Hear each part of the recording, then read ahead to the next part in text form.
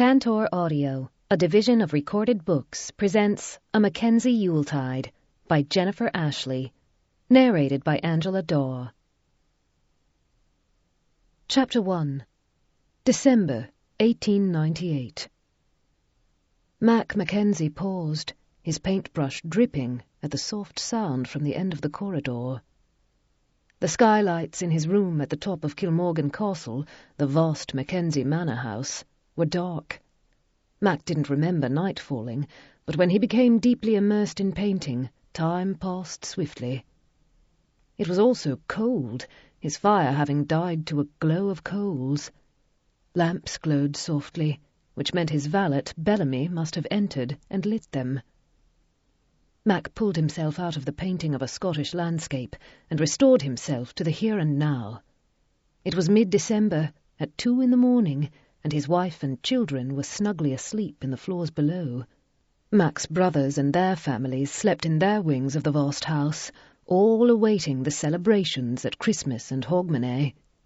No one should be up near the studio at this hour, but that did not mean his son Robert hadn't climbed restlessly out of bed to roam the halls, or that Robert and his cousins Jamie and Alec hadn't gathered for a stolen smoke or nip of whisky they didn't think their fathers knew about.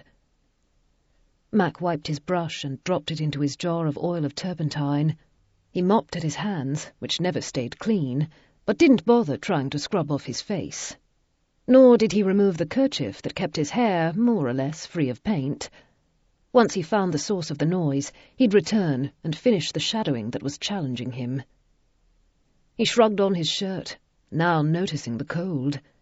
Painting with fervour heated his body, so he usually ended up in only his kilt and shoes. Mac stepped into the cold, silent hall. It ran narrowly before him, ending in a T. One direction led to Ian's wing, the other to Cameron's. He saw a flutter of white in the shadows, heard again the quiet rustle that had cut through his painting haze. "Is," Mac called softly. He started down the corridor. If Isabella, his darling wife, had come up to entice him to bed, he'd play along. The studio had a wide, comfortable sofa, and he could build up the fire to keep them warm while they bared more skin. Another flutter, then silence. Mac began to grin. Isabella had a teasing streak, and when she turned playful, life became splendid. Mac's blood warmed, and he forgot all about painting. "Izzy, love." He started after her, anticipation building. What game would she play this time, and how would Mac turn the tables, as he loved to do? He reached the split in the corridor. Stairs led down from here to the floors below, or he could turn to one of his brother's wings. Years ago, the sons and daughters of the Mackenzies had slept in nurseries on these top floors, but they had long since moved to larger bedchambers below. That fact was in one way sad, but then again, the older children would be marrying in a few short years, and nurseries would fill again. Mac's adopted daughter Amy was 19 now, and so beautiful, which was very worrying. Mac found himself snarling like a bear at gentlemen she danced with at the balls Isabella had carefully selected since Amy's debut. An icy draught poured over him as he tried to decide which way to turn. The wind cut, making him shiver. Who had left a blasted window open? He thought the chill came from Cam's wing, and he quietly moved that direction. The short hall beyond was empty and dark. "What the devil are you doing, love?" he said a bit louder. "It's freezing. Let's go to the studio and make it cosy." Another rustle. Mac followed the noise around the corner to the longer corridor. At its end was a flash of white, then nothing. Mac gave up stealth and sprinted down the corridor. He'd catch Isabella, and she'd laugh. Then he'd carry her to where they could tear off what little clothing Mac wore and enjoy themselves. A window lay at the end of the hall. Open, Mac saw as he reached it. As he'd suspected, Mac slammed it closed. He heard a whisper of sound and spun around. Behind him, where he'd just come from, stood a lady in white.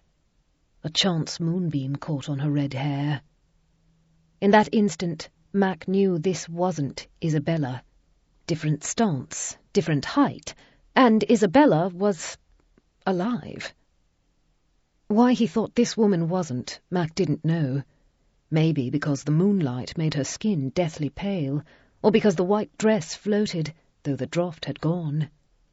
Mac couldn't see every detail of her, but she seemed to have no hands or feet. Mac's heart beat faster, but he felt no fear. Kilmorgan was an old place. This could be any lady, from any era. "Good evening," he said softly. "I'm Mac, but you probably know that. What's your name, lass?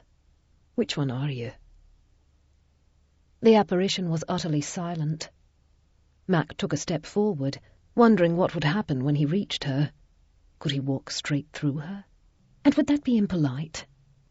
He was halfway down the hall to the hovering lady when she vanished, abruptly and utterly. Clouds slid over the moon. Mac was left in the freezing cold and dark, alone, disappointed, and suddenly tired. He moved quickly back to his own wing, doused the lights in the studio, and fled downstairs to his bedchamber, which was warm and inviting. His wife was fast asleep in their bed, and never moved when Mac climbed in with her, spooning close to her in their heated nest. "I saw a ghost last night," Mac announced at the breakfast table. Ian MacKenzie took a moment to decide whether this declaration was interesting enough for him to look up from the letter and photographs that had arrived in the morning's post. Mac liked to spin yarns, and Ian had learned to ignore most of them. He glanced at Mac, who slid into a place at the long table, his plate loaded with eggs, sausages, ham, and scones dripping with butter. A few rivulets of butter trickled over the edge of the plate to make perfect round pools on the tablecloth. Their nephew Daniel laughed. "Did you, Uncle Mac?" "I did," Mac answered without worry. "Vanished before my eyes." Violet, Daniel's wife, made sure their 7-year-old daughter Fleur wasn't giving too many bits of toast to the dogs, and leaned forward eagerly. "Interesting. Where did you see it?" "My wing. Then it floated to Cam's wing and disappeared." Mac shoved most of a scone into his mouth and chewed noisily. Ian had difficulty knowing when Mac was teasing or serious. Hart and Cameron were straightforward with their speeches, sometimes loudly so, but Mac made up stories or played with words, bursting out laughing in the middle of them. Ian had learned to wait until Mac wound down to judge whether what he spoke was truth or exaggeration. He returned to his letter and let the others at the table play it out. Breakfast at Kilmorgan was an informal meal, with food placed on the sideboard for all to enjoy. Some days the ladies indulged in breakfast in bed, but most mornings they made their way to the dining room to eat with the family. The younger Mackenzies were welcome. No banishment, because they had not yet reached a specific age. The 4 brothers had made that decision years ago. Ian liked the breakfast gatherings. He read his letters or newspapers while various Mackenzies chattered around him. At the house he shared with Beth and his 3 children, breakfast could be intimate or rowdy, the 5 of them crammed around the table. As soon as Mac ceased speaking and began to eat, Ian's daughters, Belle and Megan, entered and helped themselves at the sideboard. Megan finished filling her plate first and took a seat next to Ian. Megan was 13 now, and becoming so beautiful. Ian lost himself in looking at her eyes, so like her mother's, and her hair that was glossy brown with a touch of red. Belle, her plate heaped almost as much as Mac's, sat on the other side of her sister. Ian noted how they kept to the placement that was usual at home.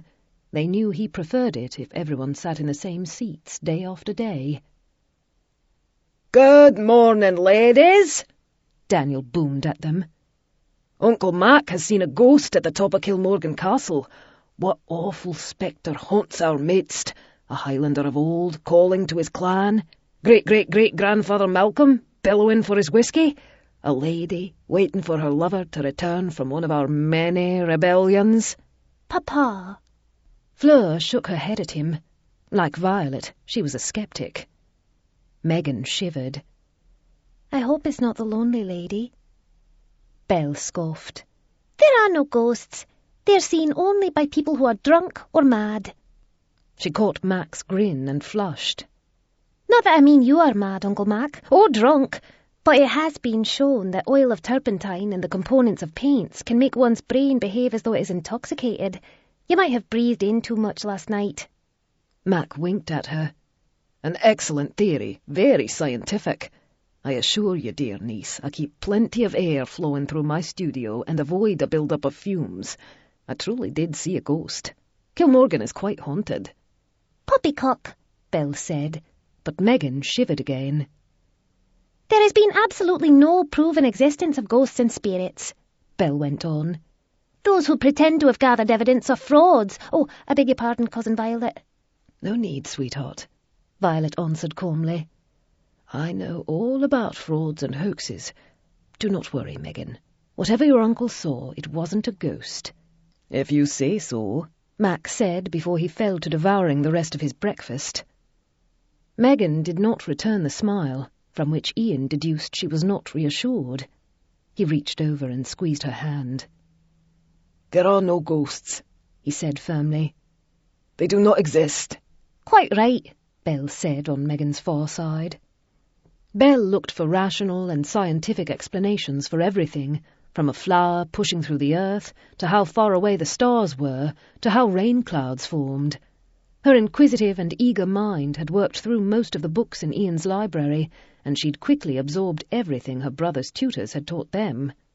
Jamie, Ian's oldest, had gone off to Harrow, leaving his sisters behind, but Ian had insisted they hire another tutor, one who could keep up with Belle's swift mind. She was determined to go to university, to study to be a doctor. Ian saw no reason why she should not. Belle was brilliant and ought to be allowed to do anything she wanted. Beth tried to explain to Ian and Belle that education for a woman was very difficult, but Belle only furrowed her brow and said she'd do it.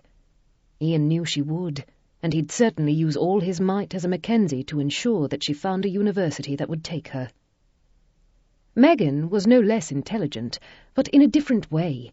She was highly imaginative, constructing entire worlds in her mind and acting them out with her dolls or the dogs. Where Belle made her way through scientific journals, Megan read fairy tales and lengthy novels. Megan was also quite musical, able, like Ian, to learn a piece of music by hearing others play it through once. Unlike Ian, though, Megan could play it back with feeling, often ending up sobbing by the close of the piece. Megan was compassionate, Belle a force to be reckoned with. Beth expressed surprise that the two got along so well, but Belle was Megan's defender, and Megan's gentleness eased Belle when she grew frustrated and impatient. What is this talk of ghosts? Isabella Mackenzie floated into the room, her red hair drawn up in the latest fashion, which Ian privately thought resembled a giant pincushion. Isabella changed her hair nearly every week. Mac rose from the table, wiped his mouth, and kissed his wife soundly on the lips. Saw one upstairs last night. How exciting. Isabella helped herself to toast and tea from the sideboard, sat down and raised her cup to her lips. Tell me all about it. Mac launched into his tale once more, and Ian returned to his letter. He'd written to a man in London, asking for particulars on what was in the photographs and line drawings, an antique necklace with intricately worked loops of gold and hung with emeralds and lapis lazuli. It was ancient, Roman, and had purportedly been taken from the tomb of a Roman consul's wife. Somehow it had ended up in the treasury of a church in Norwich, and when the parish needed to raise money, they'd decided to sell it, as it was non-ecclesiastical and had been hidden away for a rainy day. They'd sold it to a small museum in London that hadn't really been able to afford it, and the necklace hadn't proved a great attraction, giant fossil bones being more interesting to the museum's patrons. The museum had quietly sold it on to a collector in Paris. Ian had decided the necklace would look perfect on Beth, and wanted it for her Hogmanay present. There was a problem, however. The necklace had disappeared after the sale, and no one knew where it was. Ian, with the determination Belle had inherited from him, set out to find it. The letter from a London acquaintance who'd photographed the piece when it had lain in the museum confessed he did not know where the necklace had ended up. The Frenchman who'd purchased it claimed it had never reached his Parisian mansion. Somewhere between London and Paris, the necklace had vanished. Ian read the words, studied the man's photographs and drawings of the necklace, and made up his mind that nothing would deter him. "Excellent," Isabella said. "Once we trap it, we'll know whether it is a true ghost or someone playing tricks on poor sleepless Mac." Ian looked up. "Trap it?" "Yes, indeed." Isabella's green eyes sparkled as she gave Ian her wide smile. "We're off to catch a ghost." "Poor thing," Megan said, her mouth turning down. "It's only someone playing tricks," Belle said. "You'll see. We'll catch them and give them a good talking to." "Poor thing," Megan repeated. Ian squeezed Megan's hand again and slid one of the photographs toward her. "I'm going to find this for your mamma," he said. "Will you help me?" Chapter 2.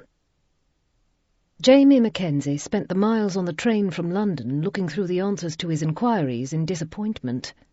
He'd thought he could ask about the rare thing he wished to acquire for his parents' Hogmanay gift, write a few letters and purchase it. He'd have to go through the Mackenzie man of business for the money and swear him to secrecy, but picturing the joy on his mother's face on Hogmanay morning was worth the trouble. His father showed joy in a different way. Ian's face wouldn't change, but he'd go very still, absorbing every bit of information, and then he'd pull his son into a hard embrace. What Ian couldn't express through words came out in his very firm and thorough hugs. But it seemed that buying an antique was more difficult than Jamie realized. Ian made it look easy, but then Dad had a calm stubbornness that made few refuse him. When Ian wanted a new bowl for his collection, no power on earth could stop him from obtaining it. Jamie would have to be just as stubborn. He was his father's son, after all. Curry likely could help. The man, a former thief, knew how to discover who had what and how to obtain it. Curry had taught Jamie many lessons over the years that his mother and father didn't know about. Could Curry keep Mum, though? He might not tell Ian, but Jamie wasn't so certain Curry could keep quiet around Jamie's mother. Beth Mackenzie was a wise woman, and Curry ate out of her hand. Jamie would have to find some way to keep Curry loyal to him for the duration of the hunt. The door to the compartment burst open. A young woman in a fur-trimmed blue coat that covered her to her boots bounded in and slammed the door behind her. "I thought that was you. Jamie Mackenzie, the conquering hero, returns from Harrow." Jamie blinked at his cousin, Gavina, only daughter in Uncle Cameron and Aunt Ainsley's small brood. "Never tell me they let you out of their sight," Jamie said, hiding his delight at seeing her. 15 and not yet out. You can hardly travel alone on a train." Gavina wrinkled her nose in an expression very like her mother's. "Of course not. Mum and Dad are in a compartment farther down the corridor. I became restless and wandered off. Dad gave his consent as long as I don't leave the car. Goodness knows what I'd get up to in the dining lounge. They'd let me stroll the length of the train if Stuart came with me, but he's asleep, the lump. Though he's far too young to defend my virtue, not that he doesn't try." She trailed off with a fond look. Stuart Mackenzie was very protective of his older sister. "I'm old enough." Jamie jumped up. "I say we find the dining car, or perhaps the end platform." He patted his jacket pocket, and Gavina brightened. "Tisk, tisk." She twitched a finger at him with feigned disapproval. "You have whiskey or cigars, or both. Do say you'll share." "Of course, and defend your virtue." Jamie regarded her critically, from the feathered bonnet on her red-gold hair to her slim boots. "You aren't supposed to know you have a virtue, or why it needs defending." Gavina rolled her grey eyes. "You cannot belong to this family and not know what the male and female of the sex get up to in the darkness of the night. Know that there are terrible people out there for whom a young woman my age is a delectable morsel. But I have no fear, because I have a horde of cousins, not to mention a formidable father, who will never let me stray a step alone. Besides, I do know how to box, kick, and shoot a gun. Jamie took a step away from her in mock worry. Do you have a gun on your person? Of course not. I don't need one with my father hovering over me every second. Now, lead on, Macduff, she misquoted. I need coffee. Jamie grinned and ushered her into the corridor. They walked down the train toward the dining car, waving at Uncle Cameron and Aunt Ainsley as they passed their compartment. Ainsley rose, but instead of stepping out and calling them back, she simply nodded at them. Aunt Ainsley was a canny woman who knew when the young people needed a modicum of freedom. Uncle Cameron was not always so understanding, but he, like Cousin Stuart, was fast asleep. The father and son sat facing each other at the windows in identical positions, feet and arms crossed, heads slumped, snoring loudly. Aunt Ainsley would need to stuff cotton wool into her ears. Jamie and Gavina moved through the dining car, scrounging mugs of coffee from waiters who looked smitten with Gavina, and strode through to the back platform of the train. It was freezing outside, but the train blocked much of the wind. Jamie removed the whiskey flask from his pocket and poured a dollop of MacKenzie malt into each of their cups. For the chill. Ladies shouldn't drink spirits, you know. Gavina sipped her doctored coffee and let out a sigh of satisfaction. Ladies shouldn't do so very many things. I plan to be a spinster and shock people all the livelong day. Do say we'll have a fine time over the holidays. Next year I shall be sent to finishing school. I am capitulating, if Dad promises to send me to university, though everyone knows ladies go there only to catch husbands. Jamie couldn't help laughing. Gavina's face fell at the prospect of finishing school, smoothed into happier lines when she spoke of university, and creased into a scowl when she spoke of snaring a husband. Jamie hoped he and Gavina ended up at Edinburgh together, so he could watch her rebuff gentleman after gentleman. Out with it. Gavina fixed Jamie a shrewd look as he plucked a cigar from his pocket and lit it. What were you looking so determined about when I sprang upon you? Ah. Jamie took a pull of the cigar, enjoyed its flavour, and released the smoke. I might just need your help, but this has to be a deep, dark secret. Gavina crossed her heart and gave him her full attention. By the time Jamie finished explaining what he wanted to do, Gavina was leaning next to him, grinning out at the snowy fields. Excellent, she said. You can count on me, cousin. I'm your man. Did you really see a ghost? Isabella MacKenzie wiped the lost paintbrush she'd cleaned for her husband and set it in the jar with the others. She enjoyed watching him paint and invented tasks as an excuse for joining him in the studio. Mac did need someone to keep things tidy up here, and he'd allow no maid or footman in to clean. I did indeed, my darling. Mac scraped his palette knife over brilliant yellow paint and used it to apply highlights to flowers in the foreground of his painting. He'd been doing more landscapes lately, beautiful things he shrugged about. Nothing like Monsieur Monet, he'd say. Or Cézanne. Man's a bloody genius. Belle is right that breathing in too many fumes can make a person see things, Isabella said. Mac burst out laughing, and Isabella's heart turned over. She'd been married to this man for years, and even now, his smile, the sight of his muscles working as he turned to her in nothing but his kilt, had her hot as fire. She'd borne him 2 children who were nearly grown, but when he looked at her with his Mackenzie gold eyes, Isabella again became the debutante who'd tried, and failed, to scorn away the handsome young Highlander who'd crashed her come-out ball, danced her out to the terrace, and given her a kiss that changed her life. There'd been plenty of turbulence those first years, but that turbulence had settled into intense, chaotic bliss. You canna accuse me of being in a drunken stupor. Mac had not touched a drop of anything inebriating in many years. Well, you could, but it would be a lie. I know, love. Mac threw down his palette knife and advanced on her. And when you say love like that, you know it undoes me. Isabella lifted her face as paint-stained hands cupped it. Mac closed his eyes and kissed her, his mouth hard, experienced, calling up the heat he'd touched the night of her come-out ball.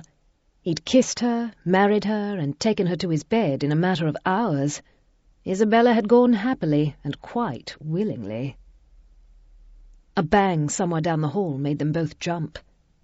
Isabella wanted to ignore it and continue revelling in her husband, but Mac brushed another kiss to her lips and made for the door, curiosity in every line of him. Isabella, admitting curiosity herself, followed. Mac led the way to Cam's wing of the house, where he said he'd seen the ghost. This corridor should have been quiet. Cam and Ainsley and family were still travelling to Kilmorgan, but plenty of noise echoed toward Isabella and Mac. At the end of the hall, where a window overlooked the vast gardens of Kilmorgan, Isabella saw a flurry of activity. She heard Daniel's rumbling tones and the lighter ones of Violet, plus the youthful strains of the younger generation. "What the devil are you all doing?" Mac asked the question before Isabella could. Daniel busily tacked what looked like wires to the window, while Violet sprinkled powder on the floor. Fleur helped with that, flinging it happily about until Daniel sneezed. Belle assisted her Aunt Eleanor to set up a tripod in the corner with a camera on it. "Trapping ghosts," Daniel answered. "At least trying to find evidence of one." Belle looked up from securing the tripod's legs. He means gathering evidence that it's a person up to no good. "Oh." Mac sounded disappointed. "I would rather it be a real ghost, like one of our ancestors Ian is always telling us about, Lady Mary or Celia or Josette from the old days. I'd love to have a good chinwag with one of them." If she wanted a chat, she'd have stayed. Isabella slipped her hand through the crook of Mac's arm. Likely you scared her, Mac. Maybe she thought you were your dad. Mac shuddered. "Poor woman. I was hoping I could ask her a few things, such as why Malcolm Mackenzie chose to punch an open hall all the way to the top of the stairs. Makes for a powerful draught. Draws the air," Daniel said. He hammered a nail into the window frame, which explained the banging. "An open tower with a cupola at the top lets air flow and not stagnate. 18th century engineering." Uncle Mac, there is no such thing as ghosts, Belle said impatiently. This is what we will prove. Aunt Eleanor will take its photograph. Indeed. Eleanor, who had remained uncharacteristically silent as she adjusted the camera, beamed Mac and Isabella a smile. I am rigging lines, well, with Daniel's help, that will open the camera's shutter when an unwitting person, or ghost, kicks them. Lighting is a bit tricky because, of course, we expect the ghost at night, but Daniel is rigging another device which will release flash powder at the same time and light the hall right up. Not only will the camera snap the photograph, but while the person is blinded, we can tackle him. It might not work at all, as so many things must happen in tandem, and we can't count on that, can we? But it is worth a try. Which is why I am coating the floor with powder. Violet straightened up and corked a now empty glass jar. The simplest way to prove it is a person and not a ghost is footprints. They'll walk through, never seeing the powder in the dark, and there is our evidence that she is a simple thief. "The lady I saw had no feet," Mac pointed out. "Or hands." You saw no feet, Violet said. In the dark, or faint light, like moonlight, white stands out well. If she wore black stockings and boots and black gloves, they'd fade into the darkness and create the illusion that she had no extremities. Mac shook his head. "You lot are taking the romance out of it." "If someone is breaking into the house, Hart will want to know," Eleanor countered. "If he loses his precious artwork again, he'll be most distraught. If we catch the intruder this way, we can give her a good talking to and send her off to the police, thus sparing her Hart's wrath. You know how he is when he is upset." Every head nodded. No one wanted Hart on a rampage. "I am sure there is a good reason why the young woman entered the house," Eleanor went on. "I wonder what it is." Daniel huffed a laugh. "The priceless paintings, Ming bowls, and plenty of jewels, silver and sculpture we keep lying about. I'm surprised there aren't a flood of thieves here every night." "Our neighbours wouldn't dream of burgling us," Eleanor said. "Though thieves could always take the train from the cities and escape in a cart if they prepared well, or find a place to stash the goods and sell them off a bit at a time while pretending to live virtuously in a nearby village." Isabella gave Eleanor an amused look. "You have planned this well. How often have you thought of ways Kilmorgan Castle can be burgled?" "Quite a lot. When I lived with my father and the money was tight, I remembered Kilmorgan's riches. I invented many ways I could relieve Hart of a treasure or two and use it to feed us through a winter. I justified it by telling myself that I deserved it, after Hart tried to trick me into marrying him." "You do deserve it," Mac agreed. "Though you did, after all, marry him, you poor woman." "I did, didn't I? I suppose I will simply have to put up with him. I, too, would like to speak to this would-be burglar. Did Hart wrong her as well? Did she, like me, amuse herself while lying awake at night by planning the perfect heist?" "She looked a bit young for Hart to have thrown her over," Mac said. "More Amy's age. Hart hasn't looked at a woman since you sprang back into his life like a comet. I doubt it's revenge she's after." "Then it's the goods," Daniel said. He tugged at the wires he was affixing to the window. "These will ring a bell in our bedchamber, alerting us that the intruder has arrived. That way we won't have to sit up all night in the cold." "I hope she's a true ghost," Mac said, rubbing Isabella's hand. "Not only would she be interesting to talk to, but I could laugh at you all when your scientific machinations turned up nothing." "That would be fun, wouldn't it?" Eleanor agreed. "I should adore talking with a ghost. So many questions. Could she even answer, I wonder? One needs breath to speak. And if she's from so very long ago, perhaps the wife or daughter of old Dan MacKenzie, would we be able to understand her? Languages change through time." Belle sent her a reproachful look. "I thought you didn't believe in ghosts, Aunt Elle. That's why you're helping us." "Oh, I believe in all sorts of things." Eleanor smiled wisely. "The world is a far more interesting place than we realize. So many possibilities." She returned to adjusting the camera on the tripod, humming a little tune. Belle looked perplexed, but Violet patted her shoulder.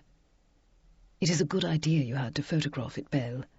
All we can do is leave things in place and hope Mac didn't frighten her off forever." Mac grinned. "I was politeness itself, but we'll see, won't we?" The atmosphere was optimistic, but when Daniel, Violet, and Belle raced back upstairs in the morning, the window remained closed, the powder undisturbed, and the camera in place, and no photographs taken of intruders, either ghost or human. Beth had to smile at her daughter and husband sitting side by side in the main library at Kilmorgan, heads together. Newspapers and books lay strewn across the table, with Megan scratching notes in her careful handwriting. "Jamie will be arriving soon," Beth said into the silence. Megan and Ian looked up with a start, Megan's alarm turning swiftly to guilt. She quickly covered her writing with her hand.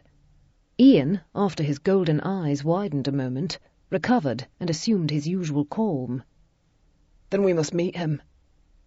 He closed all the books, one after the other, taking time to align them neatly. Megan looked as though she was about to eat her notes, and Beth felt both curiosity and amusement at her worry. Christmas was coming, as was Hogmanay, and an air of secrecy always pervaded at this time. Ian and Megan were obviously scheming something to do with gifts. Ian betrayed no concern, but kissed Beth on the lips when he reached her. "Will you come with us, love?" Beth shook her head. "You go. Eleanor is certain nothing will be done on time, so it's all hands to the pump." Ian had long since ceased trying to work out what Beth meant when she spoke in metaphors, though he might have a think on it and ask her later. He kissed her again. Ian let the kiss turn long, never mind Megan standing nearby. This gave Megan a chance to hide what she'd been writing, which was likely Ian's intent. That, and to keep Beth from asking questions. "Keep your secrets," she whispered to him, "as long as the result is worth it." Ian, for answer, kissed her again. Then he gave her his warmest smile, held his hand out for Megan, and led her away. Megan stuffed her papers deep into her pockets and skipped off to her father, her lively step making the rosettes on the back of her sash bounce. Chapter 3. Megan whooshed out a breath when Jamie lifted her from her feet in a crushing bear hug. She hugged him in return, always happy to see her brother, and pecked a kiss on his cheek. The cheek felt rough, and Megan saw with surprise that Jamie had whiskers, like their father, red and catching the light. Growing up so fast, she thought fondly as Jamie released her. Aunt Ainsley embraced her next, and Uncle Cameron, whom she hadn't seen in a few months.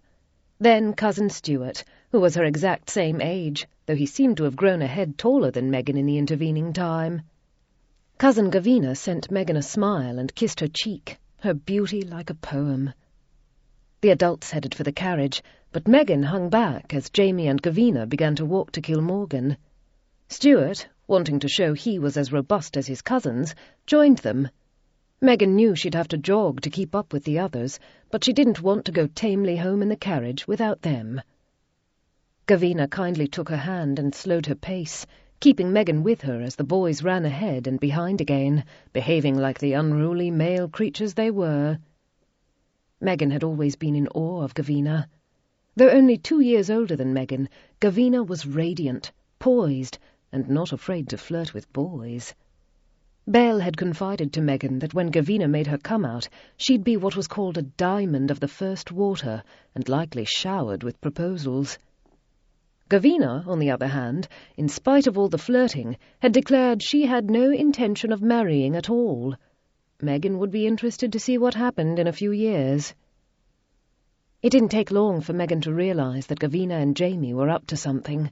When she lagged behind a little, Stuart having run far ahead, Jamie fell into step with Gavina and began speaking quietly. Megan had learned from her father that if she was silent and didn't draw attention to herself, she could find out very many things. She pretended her attention was elsewhere, but listened carefully. "I'll hunt up Curry," Jamie was saying. "Do you think you can get in? The door will be locked." "Oh, you just watch me."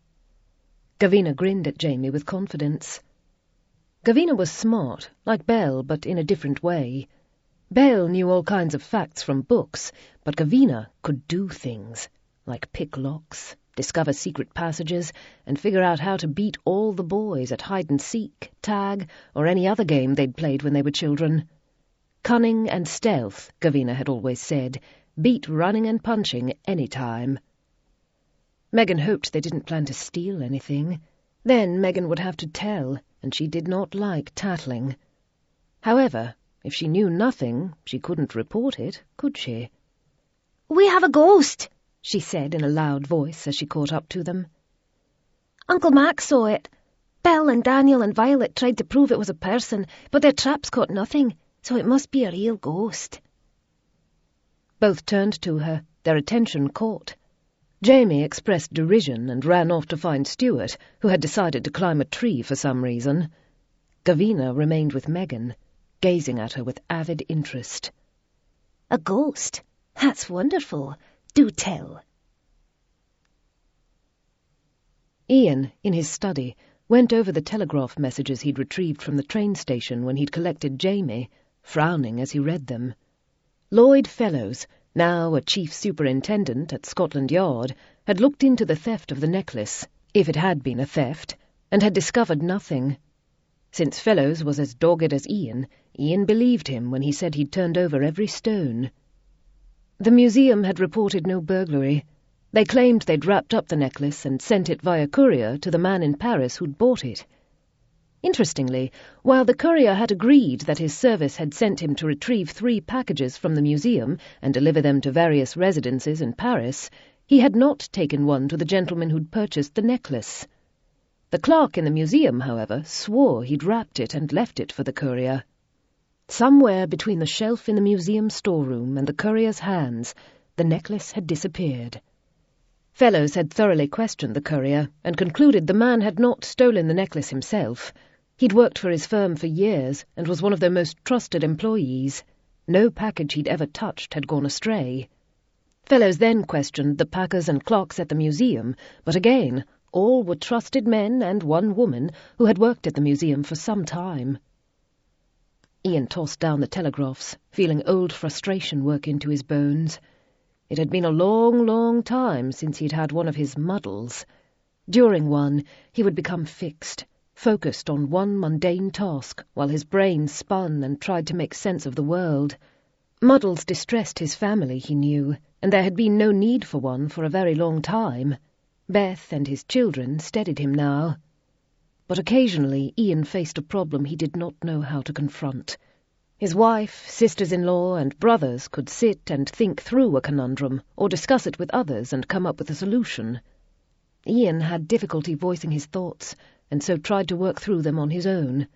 But sometimes his focus would shift, and the equations would not balance. A package could not simply disappear. Ian opened a notebook and took up a pen to try to reason it out. The pages of the notebook were scribbled over with number sequences and codes Ian had invented.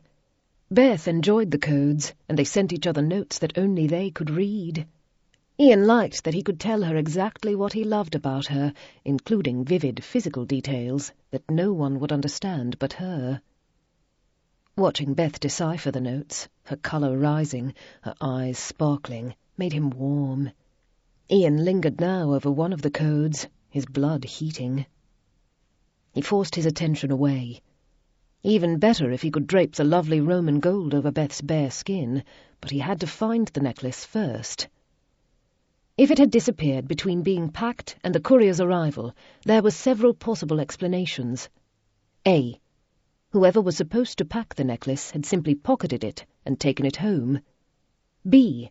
The courier was lying and had taken the package, having worked all his life to engender trust. C. The museum still had it, but had hidden it, hoping to keep the payment from the buyer and the necklace itself. In a few years, they could quietly sell it to someone else. Ian jotted these notes in code, a new one he hadn't taught Beth. He never hid his notebooks from her, but he wanted the necklace to be a secret for a time. Another possibility. The necklace might have been stolen from its display at any time, and the museum had covered up the fact. Why they would, Ian couldn't fathom. If they did not report the theft, they'd collect no insurance. Unless... The museum might have sold the necklace covertly for a greater price some time ago, replacing it with a copy. Perhaps they'd sold the copy to the collector, then, realizing the man would know it was a fake, had contrived to have the necklace go missing. Ian crossed a line through his notes. None of this was satisfying. A thief could have simply broken into the museum, seen the package, realized it must contain something valuable, and absconded with it. Ian would ask Inspector Fellows where the package had been stored, and how long it had lain there between being packed and the courier arriving. He threw down his pen and ran his hands through his hair. Outside, people were shouting, drawing him from his concentration. Ian went to the window. Below, in the snowy gardens, MacKenzie children, from Hart's youngest boy, 11-year-old Malcolm, to the stately Amy, were yelling, running, and pelting each other with snowballs.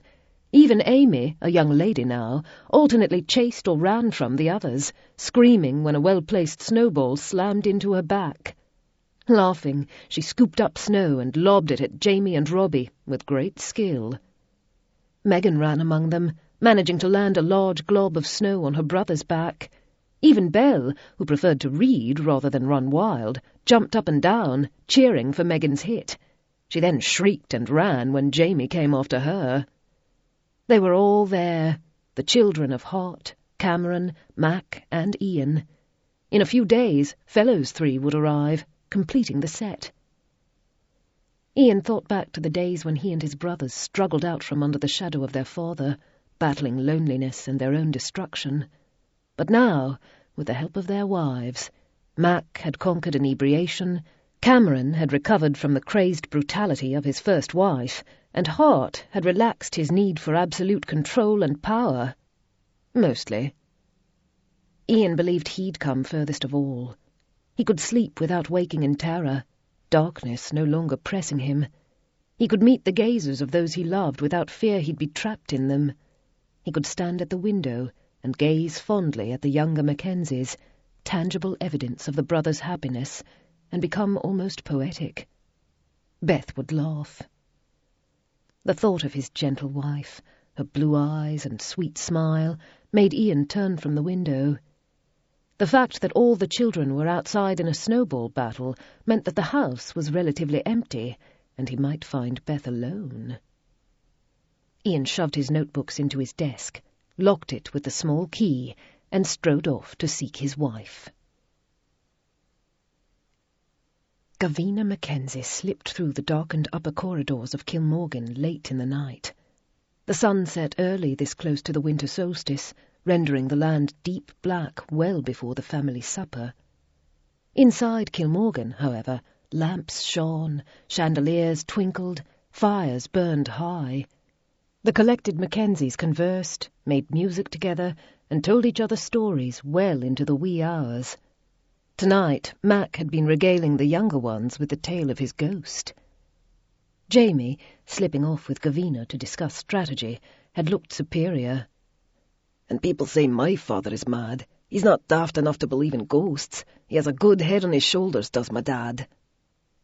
He spoke proudly, admiring Uncle Ian's ability to see a situation clearly, without clouds of assumption, supposition, and emotion getting in his way. If Uncle Ian didn't understand a thing, he'd research it from every angle and probably come up with the mathematical formulas to explain it. Gavina had seen as they'd grown up that Jamie had a similar ability. He was shrewd and clear-eyed, pondering every angle of a problem. Gavina, on the other hand, dove right into a situation without worrying about the consequences. She came to grief from time to time, but she'd also done things none of her girlfriends would dream of, like going to the top of the Eiffel Tower by herself, getting herself locked into a library in London all night and reading the books young ladies weren't supposed to, and once riding in a point-to-point horse race. Well, no one had specifically said the race was boys only. Her parents were exasperated by and proud of her exploits. Gavina knew her mother had been quite the tear in her day.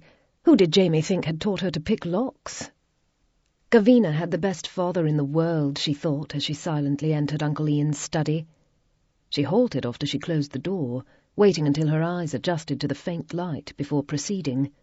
The sky was clear tonight, moon and stars providing beautiful illumination. Cameron Mackenzie never scolded Gavina for riding in races or reading naughty books, and he never admonished her to act like a young lady. In his opinion, hiding the world from a young woman only made her vulnerable to blackguards and libertines. She should know what awaited her after her debut and how to stand her own ground. Gavina wasn't certain her father would approve of her burgling Uncle Ian's study, but in time he'd understand it was for a good cause. Once she could see well enough, Gavina made her careful way to the desk. She daren't light a candle for fear a diligent servant would see it. Curry, for instance. Uncle Ian's valet would recognize criminal activity when he saw it. Ian's desk was a large, flat-topped affair with drawers on either side and a shallow one in the middle. No delicate secretary or Davenport desks for Uncle Ian. He spent much time reading and researching his Ming pottery and other ancient artifacts, and he liked large surfaces on which to spread out his books. He was also writing a history of the Mackenzie family, drawing on papers and diaries he'd found in the attic. Ian routinely locked all the drawers in his desk. Though no one came in here but family and trusted servants, Uncle Ian liked everything in an exact order, which he did not want disturbed. Gavina took the thin wires out of her pocket and started on the desk drawers.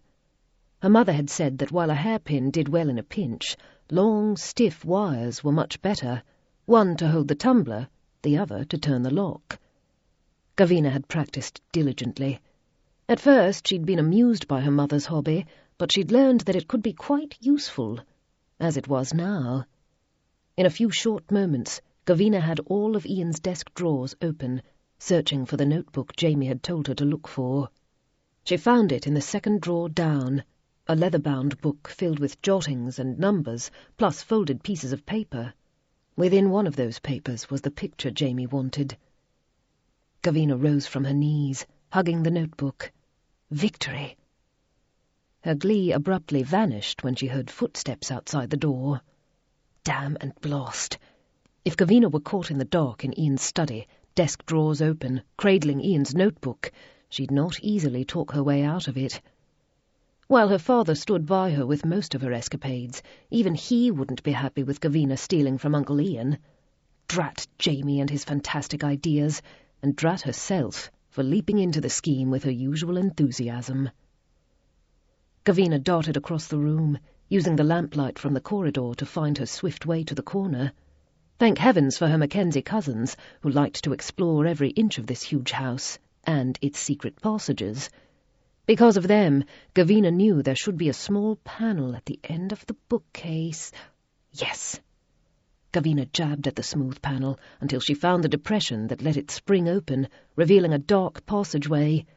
Gavina slipped inside, closing the panel as quietly as she could before she hurried through the tiny corridor. The blackness here was complete. Gavina thanked heaven she wasn't an imaginative young woman, or the darkness might terrify her. She only worried she'd trip and fall, because if she hurt herself, she'd have to call for help. Gavina had wondered why this house had secret passages, as it had been carefully designed well after the need for priest-holes and hiding places for Highlanders running from the Black Watch and the excisemen. Uncle Ian explained that old Malcolm MacKenzie, who had designed the house, had put them in because he thought secret passages would be exciting. Gavina blessed her ancestor for his whimsy as she moved through the passageway. She reached its end and pushed at the panel there until she stumbled out into another corridor. This one empty, thank goodness. Voices sounded around the corner to the main hall. Gavina hastened in the opposite direction, taking the back stairs and servants' halls to the top of the house. Jamie waited in their appointed spot on the top floor of Ian Mackenzie's wing, in the nursery. His eyes widened when Gavina entered and stepped into the moonlight flooding the room. "Good Lord," he gasped. "The ghost!" "Don't be daft," Gavina said impatiently. "It's me." "No, I mean behind you." Gavina swung around and saw a flutter of white that vanished into the blackness of the corridor. Thrusting the book at Jamie, she dashed out of the room in time to see the white apparition skim around the corner. Gavina's skin prickled, superstitious fear wafting through her for the first time in her life. Absolute nonsense, she told herself, and gave chase. Chapter 4. Gavina followed the ghost around the corner, through Mac's wing and onto Cameron's. It moved swiftly, and as Uncle Mac had claimed, glided seemingly without the use of feet. Gavina sped onward, thrusting aside her tingle of foreboding. The only way to conquer fear was to face it. Her father had taught her that, too.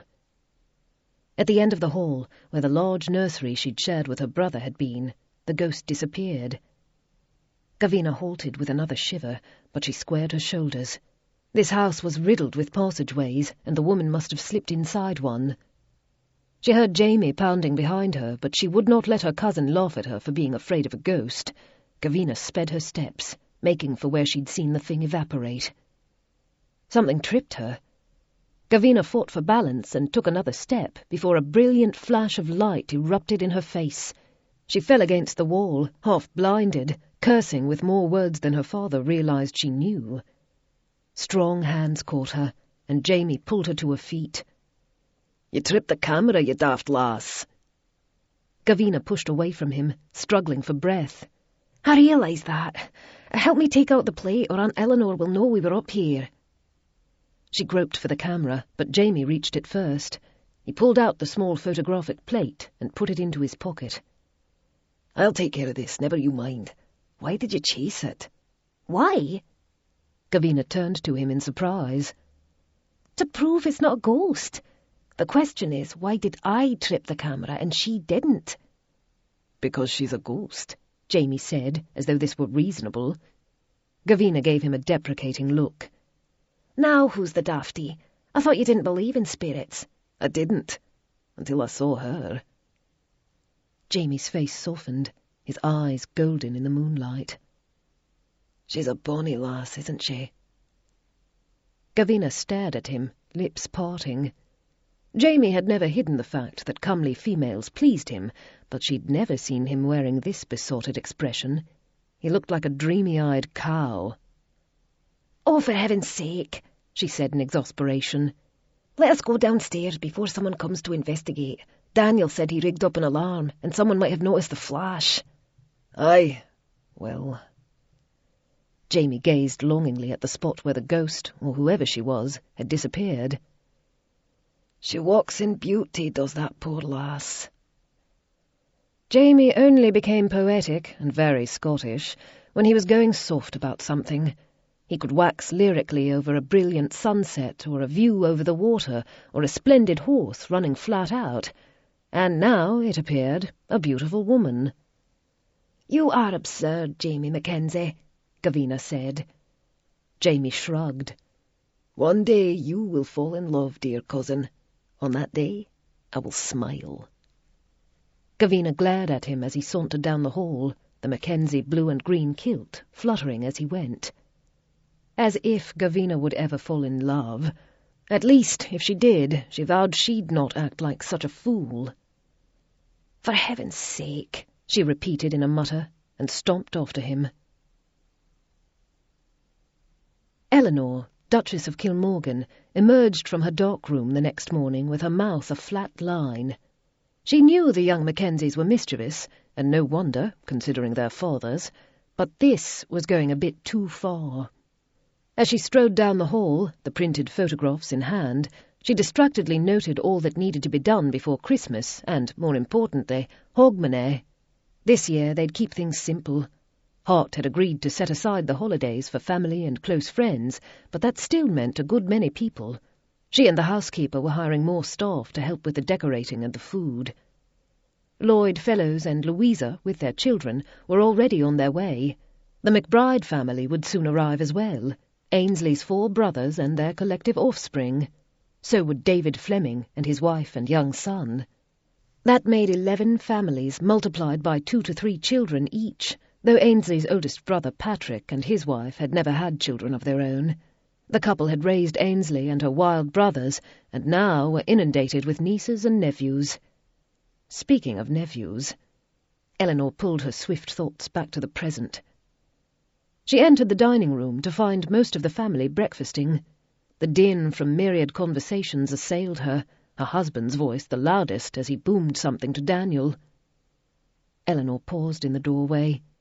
She never failed to delight in the scene of the 4 brothers, Daniel, their wives, and the younger Mackenzies, gathered around in laughter and conversation.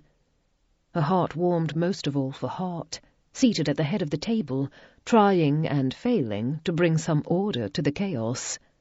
Eleanor loved the chaos and the thrum of energy the children brought.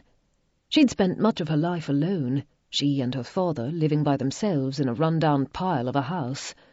Her father had recently married a lady he'd hired to help him write his latest book, the two finding that they rubbed along perfectly. They, too, would be arriving in time for Christmas, taking their time over the cold journey from Aberdeen. But to business. "Robbie Mackenzie! Stuart Mackenzie!" Eleanor bellowed into the crowd. "Please explain yourselves." She turned around the photograph.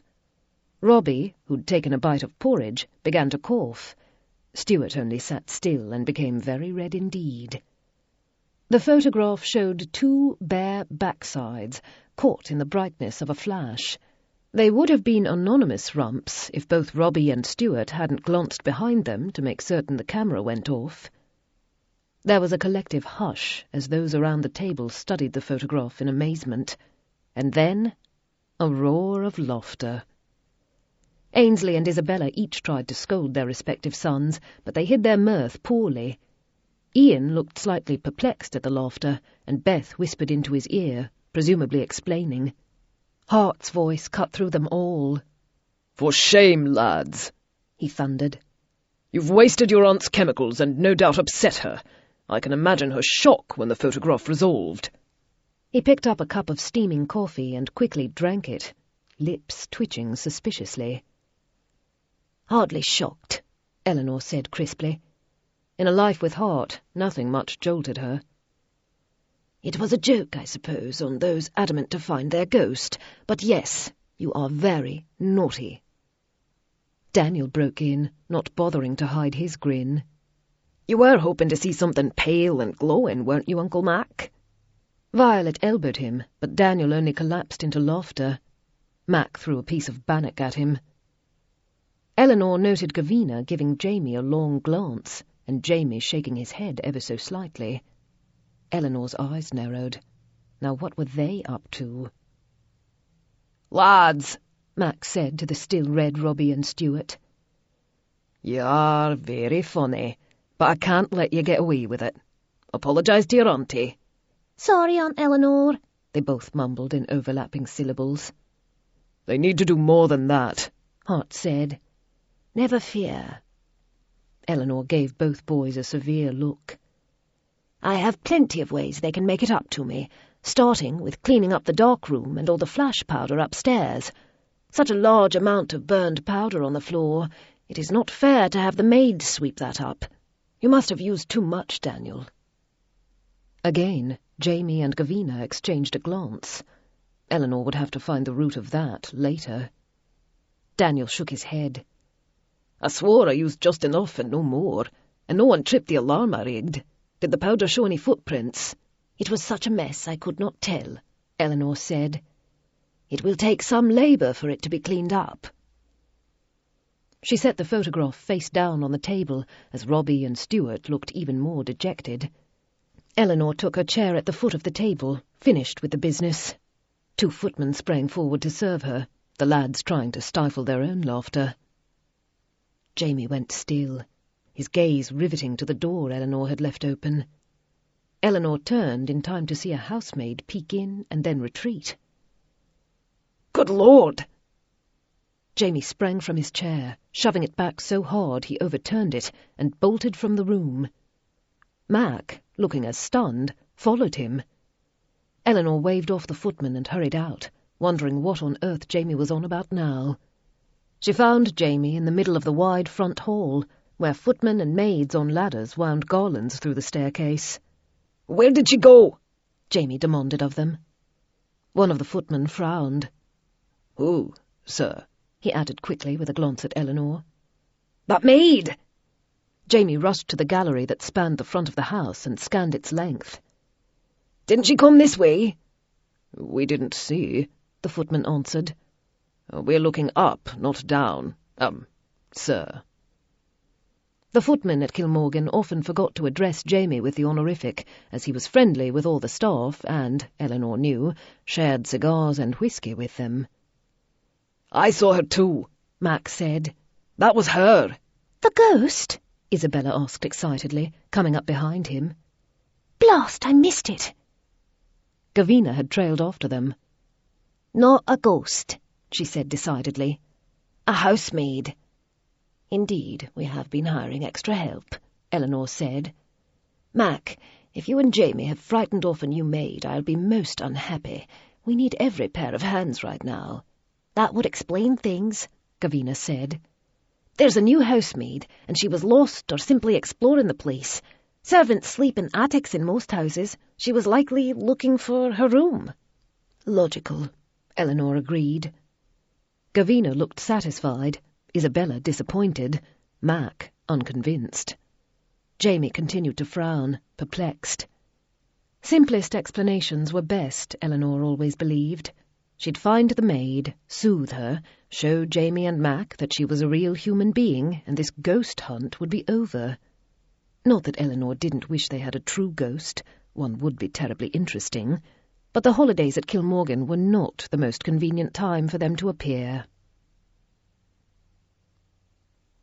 Ian entered his study after breakfast to find Curry and a footman hastily restoring the room to rights. Papers littered the floor, drawers stood open, and a few books tumbled from shelves.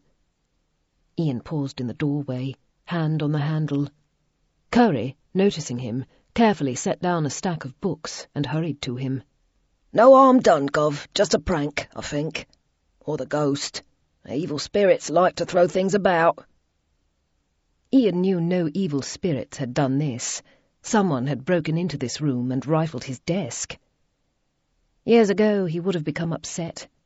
Ian liked things to remain in a specific place, not only so he could easily find them, but because they felt right there. Now he was not so much interested in the mess as in the fact that his research for the necklace had been locked in his now open desk. "What was taken?" he asked sharply. "Dunno, Gov. Nothing, it looks like." Ian scanned the room, his gaze coming to rest on the windows. He moved to one, but it was closed, locked, dust on the lock itself. This window hadn't been opened since autumn. No one had come in that way, which meant the intruder had already been in the house. Ian moved back to the desk.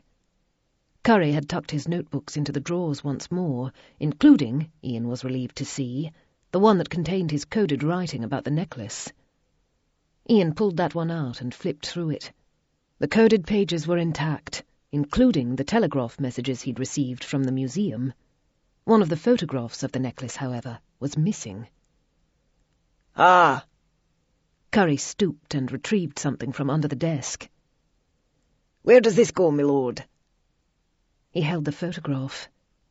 Ian relaxed. He studied the picture of the shining necklace before he took it from Curry, slid it into the notebook, and carefully laid the notebook into its drawer. "Thank you," he said sincerely. "If a footman did this, I'll thrash him," Curry vowed. Ian shook his head. "It wasn't a footman." One of the footmen who was helping Curry clear up shook his head fervently. "None would dare, sir. His Grace wouldn't have it." Ian had meant that the footmen in this house were trustworthy, but true, Hart would never stand for theft. Ian had different ideas about the identity of the culprit, though he wasn't certain, and this bothered him. The sooner he found and purchased the blasted necklace and gave it to Beth, the better. He slid the drawer closed and locked it with his key, dropping the key into his pocket. Then he sat down at the desk, moved a clean sheet of paper into its exact centre, and began to write out a message to Lloyd Fellows. "Wise of you to ask me for help, young man." Curry faced Jamie and Gavina in the old nursery in Cameron's wing later that afternoon. He took a notebook from his pocket and held it out to Jamie. "Next time you need to pick locks and search desks, you come to me first. Save us a lot of bother." Chapter 5. Gavina reached for the notebook. My fault, she said, her face heating with some chagrin. I wanted to try my skills. "And skilled you were." Curry gave her an admiring nod. "If you hadn't had to run and leave everything a mess, your Uncle Ian would never have known. He came in when I was tidying." "Probably wouldn't have known," Jamie said. He looked a bit embarrassed under Curry's scrutiny, but fortunately said nothing about Gavina muffing it because she was a girl. She'd have had to punch Jamie in that case. When Jamie had consulted with Curry this morning before breakfast, Curry had expressed great alarm and made Jamie give him back the notebook and photographs Gavina had managed to purloin. Curry agreed to help them, but if Ian found anything missing from his desk, he'd take apart the house until he found it. Then explanations would have to be made, and the secret would come out. Wiser to let Curry replace the notebook and then retrieve it again quietly when Ian was busy at the distillery. Next Christmas I will simply buy everyone pretty cards, Gavina thought. But no, though the adventure was proving not to be as easy as she'd hoped, Gavina was so far enjoying it. "Now then, how are you going to read all these notes and make sense of them?" Curry asked. "His lordship likes a good cipher." Gavina had already looked through the codes and found them hopeless but intriguing. She would have to ask Uncle Ian to teach her about them. The telegrams weren't in code, Gavina said. I read those. They said the necklace has disappeared, stolen most like, but included names. "Of people who might have taken it, you mean?" Jamie asked her. "Or know where it is?" He switched his focus to Curry. "Do you think you can locate it?" Curry nodded without worry. "I'll put me ear to the ground. The chief super don't hear what I can." He gave Jamie a shrewd look. "Might be very expensive, though. Why not just let your father buy it for your mum?" Jamie lifted his chin. because I want to surprise him and Mother." His eyes flickered, betraying his unease. Gavina thought she understood.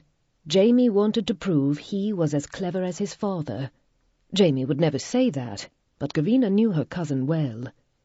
Jamie took his position as the oldest of the young Mackenzie males seriously, but he felt a bit in the shadow of his father and uncles.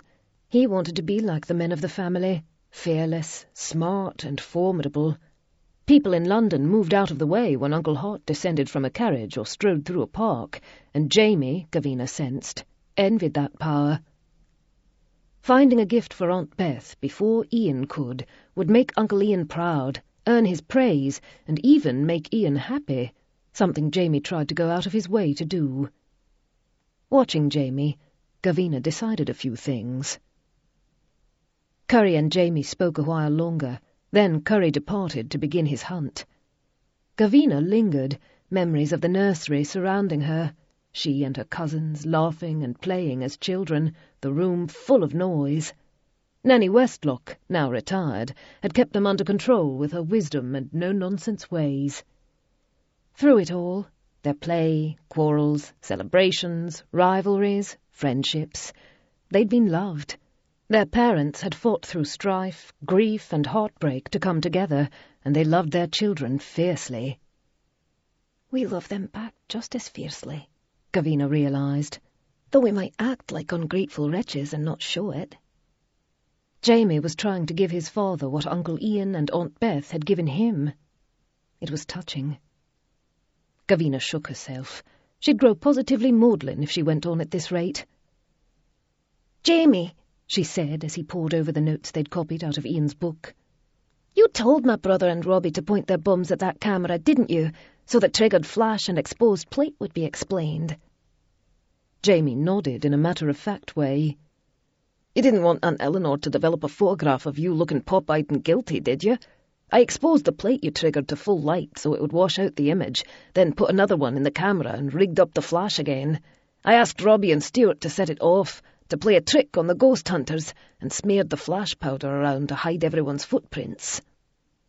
He let out an aggrieved sigh. "I never told them how to pose."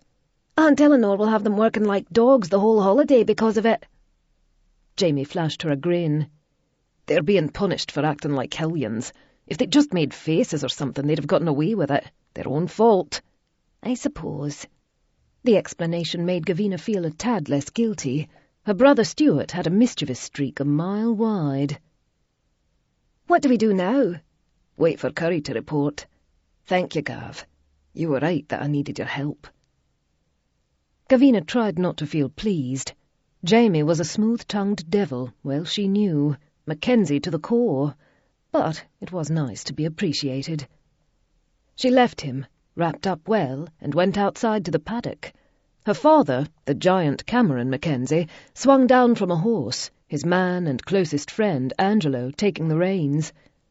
Gavina greeted them both, but waited until Angelo led the horse away before she launched herself at Cameron. "I love you, Papa," she said, wrapping her arms around him. Cameron started, then enfolded Gavina in his embrace as she dug her face into the folds of his coat. He smelled of horse and peat smoke, the scents she'd always associated with her father, scents that assured her he was well and she was protected. Cameron's voice vibrated through her. "I love you too, lass." Gavina squeezed again, then rubbed the tears from her eyes as she kissed him on the cheek. She released him and ran for the house, leaving her father looking grateful, if slightly perplexed. Beth went tiredly to her bedchamber that night, having spent the entire day helping Eleanor with preparations for the coming celebrations. While she loved being with her sisters-in-law, she was happy to escape the frenzy, see her children to bed, and retreat to her own sanctuary. She found Ian waiting for her, a kilt draped around his night-shirted body. In the summer he'd be wrapped in only the kilt, but in the deep Scottish winter even Ian Mackenzie grew cold. He lounged on the cushioned settee at the foot of the bed, his favourite place to sit and read or write in his notebook, or simply stare into space and contemplate whatever he'd found important that day. Beth took a moment to run her gaze over his long legs, stretched out and crossed at the ankles, black slippers on his large feet. He focused on a point next to the fireplace, his golden eyes still, his hands quiet on his knees. Riding, chasing his children, and striding over the rugged Scottish land had kept Ian's body strong and fit. Where other men at 44 might be softening toward middle age, Ian was as robust and hard as he'd been at 27 when Beth had first met him. When he heard her step, Ian turned his head and looked at her. He had whole worlds inside him, and they shone out through his eyes. No wonder he'd avoided looking directly at anyone when he was younger. Hart MacKenzie could pin a person with his hard stare, but Ian could transfix them for life. Ian didn't rise when Beth entered. He saw no reason to be formal with her.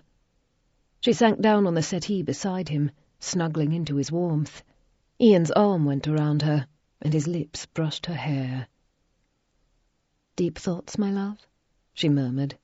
The rumble of his voice made Beth nestle closer. "Will you tell me, my Beth, why is a photograph of naked buttocks funny?" He gazed down at her, a pucker between his brows. He truly wanted to know, had likely been trying to puzzle it out all day. "Honestly, I don't know," Beth said. "I suppose because it's unexpected and a bit rude." "I am rude," Ian said without worry. "That's what my brothers in Curry tell me. They don't laugh, they explain why I'm rude. Or try to." "Not the same thing." Beth groped for the right words. "It's naughty and it's a shock. I think that's what brings the laughter. But Stuart and Robbie were really quite bad. We shouldn't laugh, we should scold them, lest they be tempted to do it again." Ian nodded as though agreeing with her, but Beth knew the gesture was to make her happy, not an indication he understood. "I like when you laugh." Ian's voice darkened, his eyes softening with heat. He lifted a blunt finger and touched her lips. "It makes your face glow and your body shake." "Does it?" Beth lost the thread of conversation, mesmerized by his gaze, his voice. "I love." Ian cupped her face, drawing her up to him. "Your beauty, it shines in your laughter." "Ian MacKenzie," she whispered. "That is most poetic." Beth knew Ian didn't give a damn about being poetic. He never said a thing unless he thoroughly meant it. Ian's kiss parted her lips and filled her with fire. Beth ran her fingers through his thick red-brown hair and surrendered herself to his magic. The settee was soft, the kilt warm. The Scottish winter receded as Ian's touch, kisses, and body on hers washed everything cold away. Lloyd Fellows yawned, covering his mouth at the last minute as he sat facing his half-brother Ian in Ian's study the following morning. The room was still dark. The sun rose late at this time of year, and if the sky clouded over, sometimes there was no light at all. Ian's rooms were always cosy, warmed with fires and lamplight. Kilmorgan was too far from any gasworks to have gas laid in, but the kerosene lamps and candles created a soft glow. "Took the night train," Fellows explained as he stifled another yawn. "I never sleep well on trains. It is the fastest way from London." Ian didn't make polite conversation, Fellows knew. He stated a fact. "I realise that, but just as I settle in, the train hits a curve or swerves over points, and I'm jarred awake again. My wife, on the other hand, sleeps like a baby." Fellows let a smile come as he thought of his wife, Louisa, lying on the opposite bed in the compartment, her eyes closed, face serene. She was as beautiful in sleep as she was in everything she did. Had the space been less cramped, and their 3 children unlikely to pop in at any moment, Fellows would have used the bunks for something more interesting than slumber. Ian waited patiently until Fellows had run through this speech. Ian had grown quieter over the years, Fellows observed. He remembered the terrified and furious young man who'd tried to attack him in the Tuileries garden in Paris, and how fellows had been convinced that Ian was not only mad, but a murderer. He was glad now that he'd been proved wrong. Ian was a unique person with a brilliant mind, and fellows had come to enjoy getting to know him. "You have news," Ian stated. Not a guess. Fellows would not have asked for this early meeting after a mostly sleepless night on a train if he had nothing to report. "I have found no evidence of any theft at the museum," Fellows announced, "except the obvious fact that the Roman necklace has vanished." Ian said nothing, eyes unworried. Fellows continued. "There is a man called Cornelius Pemberton. He is a scholar, of the sort who has much money, travels everywhere, and takes what he likes. The problem is he'd prefer to acquire items for his collection without paying the market price." He lifted his hands. "I have no proof he is responsible. My suspicion comes from long experience, instinct, and knowing far too many villains in both the criminal and upper classes." Ian did not nod, but Fellows watched Ian think it through, processing the information like one of Pascal's adding machines. "As I say, there is no evidence," Fellows went on. "Pemberton is a thorough villain, but always manages to keep his hands clean. Any person caught thieving for him never gives him up." "He must pay them well." Ian rose, restless, and paced to the window. On the shelf below it lay a Ming bowl in a case. One was often on display here, switched out every week with another in his priceless collection. Ian understood collection mania, but he always bought his bowls fairly, giving over exactly what they were worth. "I assume so," Fellows said. "We've tried to bring him up on charges, but they never stick. Mr. Pemberton has excellent solicitors, and he'd be able to afford the best defence barristers if we ever got him to court." Ian studied the Ming bowl. "You believe he has the necklace?" "I'm fairly certain he does. It's the sort of thing he goes in for, solid gold, ancient, with history attached. Pemberton is also a frequent visitor to that museum. He'd know who was inside the building, and possibly recruited someone to take it for him. But again, I have no thief to put my hands on, no sighting of the necklace anywhere in Pemberton's possession. Nothing." Ian folded his arms.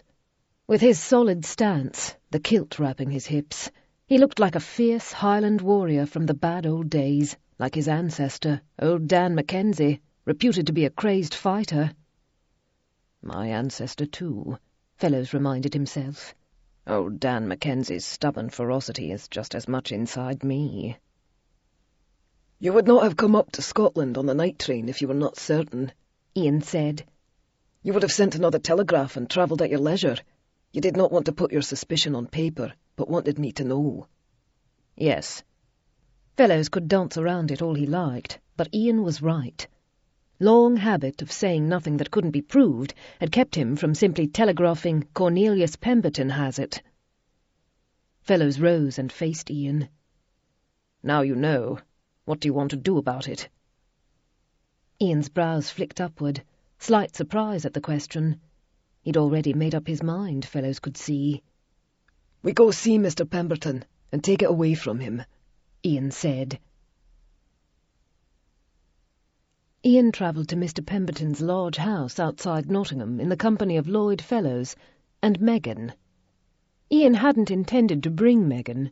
He and Fellows had walked to the station at Kilmorgan Halt the next morning, after Fellows had gotten a good night's sleep, and persuaded his wife he and Ian needed to run this errand. It was the 20th of December. Ian wanted to be back tomorrow for the night of the solstice, the longest night, which he and Beth traditionally spent together. Christmas would follow soon on its heels, and then Hogmanay. Ian calculated he'd need a day to travel to Pemberton and wrest the necklace from him, which would put him back in plenty of time for the MacKenzie festivities. Mac was planning games he'd think were uproariously funny, and the cooks had brought in plenty for feasts, but Ian wanted only to immerse himself in his family and absorb their warmth. He and Fellows had stepped onto the train when a breathless voice had sounded behind them. "Papa, wait!" Ian turned to see his younger daughter rushing through the gate to the platform, the station-master in vain trying to stop her. A satchel strapped around her shoulder slapped her side as she raced toward Ian. The train began to move. Fellows was already in the compartment, Ian just stepping in. Ian had only a second or two to ponder. He could wave Megan off and tell her to go home to her mother, shouting at the station-master to convey her there safely.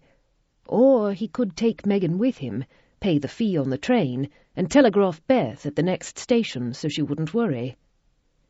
Ian was heading to confront a villain who got away with his crimes by being wealthy and well-connected. It was no place for a child. The stricken look on Megan's face decided things. Ian stretched out an arm to her. "Run!" he called. Megan's sunny smile blossomed. She sprinted for the train, Ian catching her up as it chugged down the platform. He swung her into the carriage, then fell inside himself and slammed the door. Fellows was on his feet in surprise and consternation, but he gallantly gestured Megan to a seat. Megan, out of breath, plopped down, beaming at her father and uncle. "I'm to be helping you, Papa," she declared. She patted the satchel at her side. "I've found out so very many things." Chapter 6. Mr. Pemberton lived 5 miles outside Nottingham in a mansion built in what Ian's brother Cameron called bastardized Scottish jumble. Turrets and crenellations rose around a whitewashed stone house flanked by 4 round towers. A road snaked to this house through a snow-covered meadow, ending in a stone bridge over a tiny, now frozen stream. A door, built to look like a drawbridge, appeared to be the only entrance to the house. Ian took in the design and calculated that the house could not be more than 30 years old. They'd reached Nottingham after dark and stayed overnight at the station hotel. Megan had been delighted to eat at the restaurant with her father and uncle, and she'd slept in a trundle bed in Ian's chamber. In the morning, the coach fellows had hired slowed as they crossed the bridge, wheels thumping hollowly over stones. The bridge was solid and well-engineered, another modern convenience built to look old. Ian descended when the coach halted and handed out his daughter. She had revealed several interesting things about the necklace and its provenance last night. The front door was a slab of very old wood, which possibly had been a true drawbridge at one time. It was immense, and a smaller opening had been cut through it to lead into the house. A footman admitted them and led them into a hall that was very much in the Scottish baronial style, whitewashed walls and huge beams like the ribs of a ship holding up a dark wooden ceiling. From what Ian had pieced together from old drawings and plans, the hall of the original Kilmorgan Castle had looked a bit like this. When old Malcolm had built the new house, however, he'd left castle architecture well in the past, embracing the most modern materials and designs the mid-18th century had. Ian and his party were not expected. Fellows told the footman to announce that Lord Ian MacKenzie and Miss MacKenzie had come to call upon Mr. Pemberton. Ian noticed that Fellows omitted his name, and the fact that he was a chief superintendent of Scotland Yard. The footman coolly took Ian's card and ascended the large staircase at the end of the hall, leaving them alone. "He's snooty because you're Scots," Fellows said. "Never mind the Lord tacked to your first name and the fact that his master lives in a pretend Scots castle." Ian hadn't noticed the footman's disdain, and he did not much care about it. Megan, likewise, seemed taken with the many antique weapons hanging on the walls, unworried about their reception. "That is a rapier from 17th century France," Megan said, pointing. "From the time of Louis XIII. That is a broadsword from the 14th century, probably from Germany." Fellows studied the swords with interest. "How do you know so much about weapons, young lady?" Megan gave him a look of surprise. "Books. I'm very interested in antiques and history, and swords always come up in adventure stories. That is a basket-hilted claymore, and that is a Roman short sword." Ian's pride soared as he watched 13-year-old Megan twist her face into a very adult expression as she rattled off the information. She, like Ian, remembered almost everything she read. Megan would be grown up soon. In 5 years she'd be making her come out, and looking to be married. Time. It went by so fast. Before Ian had met Beth, every hour had stretched as though bathed in treacle. Now days were liquid, flowing smoothly along. Nights moved even more swiftly, and were joyful when he was wrapped in Beth. The stiff-backed footman returned and told them coolly to follow them upstairs. Ian took Megan's hand and led her after him. He did not necessarily want to bring Megan into contact with Mr. Pemberton, but still less did he wish to leave her alone in this strange house. Ian glanced around in distaste as they ascended. He knew people believed that his zeal about Ming bowls was a part of his madness, but at least he focused on one type of object and displayed them in an orderly fashion. This house was a jumble of different bits and pieces from many centuries and countries, from an elephant saddle from India to Meissen porcelain to a shield from 15th century Venice. The clutter of Mr. Pemberton's collection mania littered every surface, including the floor. The footman led them to a double door, which was carved with a scene of medieval soldiers hacking each other to bits. Some wore plaid greatkilts, which made Ian cringe. Scotsmen hadn't begun wearing kilts until the 16th century. The footman opened the door, which swung back in silence. The room beyond was cavernous. Carpets overlapped one another on the floor, and every space was covered with shelves, cases, and tables with paths around them, rather like a library or museum. At the end of this room was a clearer space before a fireplace, a carved mantelpiece taking up an entire wall. Before this sat a group of furniture, a carved bishop's chair from whatever cathedral had been ransacked, surrounded by several modern and comfortable-looking chairs. The man who rose from the bishop's chair was a stranger to Ian. White-haired and upright, he wore a long dressing-gown and a fez used as a smoking cap, though he held no pipe or cigar. He had visitors, 2 of them. They sprang up in consternation from the wing-chairs and turned to Ian in dismay. Ian knew these 2 very well. One was Curry, his valet. The other was his son. "Dad!" Jamie blurted. Then he deflated. "Aye, well, 'twas to be expected, I suppose. Meant to surprise you, sir, but perhaps you can join me in persuading Mr. Pemberton to let go of the piece." Jamie breathlessly resumed his seat, his face hot, aware of his father's scrutiny. He had tried most of his life to please his dad, which was difficult with a father who could outthink him at every turn. Ian said nothing, however, only moved to a chair as Pemberton, seemingly pleased that even more people had come to accuse him of theft, waved at them all to sit. Jamie kept his face blank, but he clenched his hands. He ought to have known his father was too canny, too quick to figure out what he and Curry had learned, that Mr. Pemberton had hired a man to steal the necklace for him. Curry had discovered this by contacting his old friends and asking for gossip.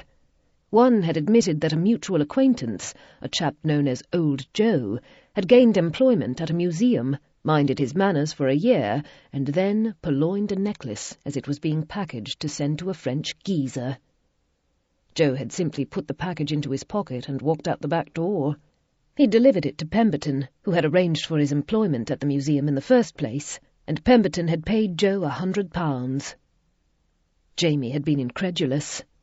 "The bloke handed over a necklace worth tens of thousands of guineas for 100 quid?" Curry had shrugged. "As far as Joe were concerned, it were a bird in the hand. Better to take the ready money than try to sell it on his own. Pieces like that are our defence, lad." "'Struth," Jamie had said to himself. Ian settled into his usual nonchalance as Pemberton surveyed them all in delight. Wasn't no one more cool-headed than Dad when it came to fencing with other collectors, Jamie thought with some pride. If Ian MacKenzie wanted a thing, he obtained it. Even men like Pemberton were no match for him. "Gentlemen and young lady, welcome." Mr. Pemberton sat down again in the bishop's chair, a little smile hovering around his mouth. That smile worried Jamie more than his father's steady gaze, or Uncle Lloyd's scowling as though itching to make an arrest. Megan, Jamie's sweet little sister, watched the scene avidly from Ian's side. She had a canny way of obtaining vast amounts of information by simply observing. Ian studied the Biedermeier chair Pemberton had pointed him to, looking over its green and gold-striped seat, thin scrolled back and delicate arms, probably wondering which stately home in Austria it had been stolen from. After he'd looked it over carefully, Ian sat down, booted feet planted on the floor. He said nothing as he glanced at his large, gloved hand resting on the chair's arm, looked Pemberton in the chest, and then flicked his eyes to Jamie. Waiting for Jamie to continue the interrupted conversation. Jamie shivered inside, both in excitement and trepidation. He cleared his throat. Mr. Pemberton, we all know you acquired the Roman necklace. How you did so is immaterial to us. We only wish to purchase it at a reasonable price. Jamie darted his father a quick look, but Ian didn't move. He'd returned his gaze to the V where Pemberton's dressing gown closed over his stiff white shirt. Jamie steepled his fingers, exactly as he'd seen Uncle Hart do, but maintained a slight frown, like Uncle Cameron when he negotiated over the price of a horse. "Reasonable to whom?" Pemberton asked in an interested tone. "To all concerned," Jamie answered. "After our transaction, we would have the necklace, and you would have a price and our silence." Pemberton listened with grave attention, then sank back into his wooden seat and chuckled. "My dear young man, are you offering to purchase an artifact you believe stolen in the presence of a chief superintendent of Scotland Yard?" He gave Uncle Lloyd a beatific smile. That was exactly what Jamie was doing. Damnation. If one of Jamie's uncles had marched in here and demanded the necklace, it would even now be in the Mackenzies' possession. Uncle Hart would have coolly told Pemberton to hand the necklace over, and Pemberton would have scrambled to fetch it, apologizing all the way. What Dad would do, Jamie wasn't certain. But he'd never be sitting, as Jamie was now, squirming in shame and worry. Jamie was out of his depth, and Pemberton knew it. Dad and Uncle Lloyd weren't coming to his aid. Curry had relapsed into silence as well, an old habit Jamie knew when he was around a beak. No matter how close Uncle Lloyd had become to the family, he was still a policeman. Into the heavy and awkward silence came the light voice of Megan. "We only want the necklace to give to our mum on Hogmanay. Did you know it was made for Empress Pompeia Plotina by an artisan who wanted to impress her? She rewarded him with a villa in Rome and Britain, which is where this necklace was found. Only archaeologists are unconvinced it is the correct necklace. There is speculation that it is a medieval replica, copied from documents left in the jeweller's home." Pemberton's assured expression slipped. "Is that so, young lady?" He sounded no less pompous, but Jamie caught a quaver in his voice. "Oh, yes." Megan patted her satchel, which was half her size. "I have done ever so much reading. It's fascinating, really, how the jeweller fell in love with the Empress. Though he knew he'd never be with her, he could make her beautiful gifts. But it is now believed the original necklace was lost, possibly buried with its maker, or destroyed by Emperor Trajan in his jealousy." "Or sold by him," Pemberton said. "The Roman emperors weren't known for their moderation." He resumed his superior smile. "Even if the story is true, it makes the necklace no less valuable. Medieval jewels can be just as precious." Megan gave him a frown. "No matter what, it was very bad of you to steal it. What you ought to do is return it to the museum, and then we will purchase it from the man who was supposed to have bought it from them in the first place." Pemberton gazed at her in perplexity, then at Ian, who remained a silent statue. Jamie was flushed with embarrassment, but he couldn't help admiring Megan. "Out of the mouths of babes," Pemberton said softly. He sat up, folding his hands on his lap, his patronizing smile returning. "Alas and alack, my friends! Perhaps before you stormed my little castle and postulated your theories, you should have ascertained whether I still had the necklace. It has indeed been stolen. From me. I no longer have the thing. Not that you will prove I ever had it, so put away the frown that says you'll drag me off to jail, Chief Superintendent Fellows. There's a good chap." Chapter 7. Ian sprang to his feet, his patience at an end. "Who does have it?" he demanded. Pemberton also rose, slowly, but Ian knew the man wasn't as calm as he pretended to be. "If I knew that, do you not think I'd have sent someone after him, to drag him back, and give him up to the police, of course?" He made a short bow to Fellows. Ian scowled. Pemberton was exactly the sort of man he disliked, overly clever and pleased with himself, certain he was smarter than anyone he knew. Ian briefly wondered whether Pemberton had encouraged the thief to steal the necklace, knowing inquiries were being made about it. Ian hadn't exactly hidden his interest. "You do know," Ian said. "Tell me." He noticed Jamie watching the drama closely. The question of why Jamie was here distracted Ian, which made his frustration rise, but he knew that if he crossed the room and shook Pemberton as he wished to, Fellows would stop him. Megan remained in her seat, clutching the arms of the chair, another Biedermeier piece, very fine. She said nothing, waiting for Ian to fix the situation. He wished he could. Ian had wanted to make the world perfect since the day Jamie had been born. That determination renewed itself when Belle and then Megan had come along. Ian knew he never could make the world right for them, though Beth said she loved him for trying. Jamie climbed to his feet. "Please, Mr. Pemberton," he said with an odd tremor in his voice. "It's Christmas."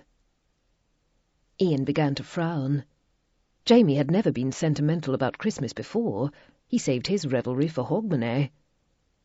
Megan's lip began to quiver, her blue eyes widening. She said nothing, only clutched her satchel, and looked pathetic. Out of the corner of his eye, Ian saw Curry grin and turn away. Pemberton stared at both children in exasperation. "Oh, very well," he said with a sigh. "It was taken by, of all people, an archaeologist. I highly suspect so, anyway. The man dug up a Roman barracks near here and found nothing but pots, so I suppose he wanted a bit of gold for his trouble. I noticed my necklace was missing after he'd paid me a visit to view my Roman artefacts. My necklace looks remarkably like the one at that museum in London." He let his eyes go wide, pretended innocence. "Where is this man now?" Ian asked. "Oh, who knows?" Pemberton shrugged. "He was quite upset when he saw my necklace, went on about keeping artefacts in their own countries, returning the Rosetta Stone to Egypt and all that nonsense. I said things were much safer here in jolly old England, and besides, my necklace came from a dig in East Anglia, or so I've been told." Damnation! Had this well-meaning archaeologist already taken the necklace to whatever ruin it had come out of and thrown it back in? Ian tried to ask another question, but only a growl came from his throat. Fellows smoothly took over. "The name of the archaeologist?" "Richard McGill," Pemberton answered readily.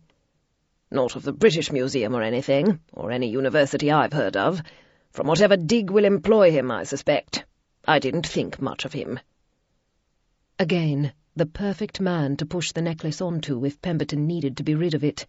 There were so many objects in this room worth fortunes that Pemberton could stand to lose one gold necklace if it meant keeping himself out of Newgate. Ian gave Pemberton a final glare. Then he gestured for his children to accompany him and stalked from the room. He saw no reason for cordiality or formal leave-taking. They'd cornered a thief and obtained the name of the man who likely had the necklace. Ian had no reason to remain after that. He heard Fellows murmuring something to Pemberton and Curry's voice chiming in, but Ian was no longer interested in Cornelius Pemberton. The footman who'd admitted them rushed to open the doors, or tried to. Ian, with his long stride, beat him downstairs to the front door and slapped it open. The carriage they'd hired waited. Ian opened its door, lifted Megan in, and waited for Jamie to join them. Jamie hung back. "We have our own transport, sir. Curry and me, I mean." "Dismiss it," Ian rumbled. "Inside, Jamie." "Curry!" he called as Curry emerged from the house. Curry sighed. "I'll see to it. Go with your father, lad. Meet us on the train," Ian told Curry, and climbed into the coach. "Yes, sir. Of course, sir," Curry said with exaggerated patience.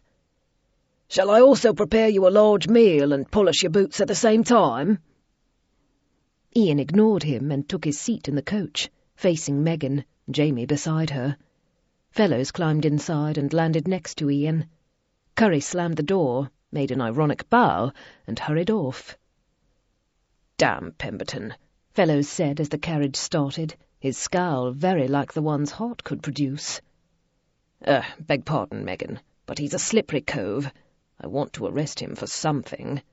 "Send your inspectors to ransack the house," Ian suggested.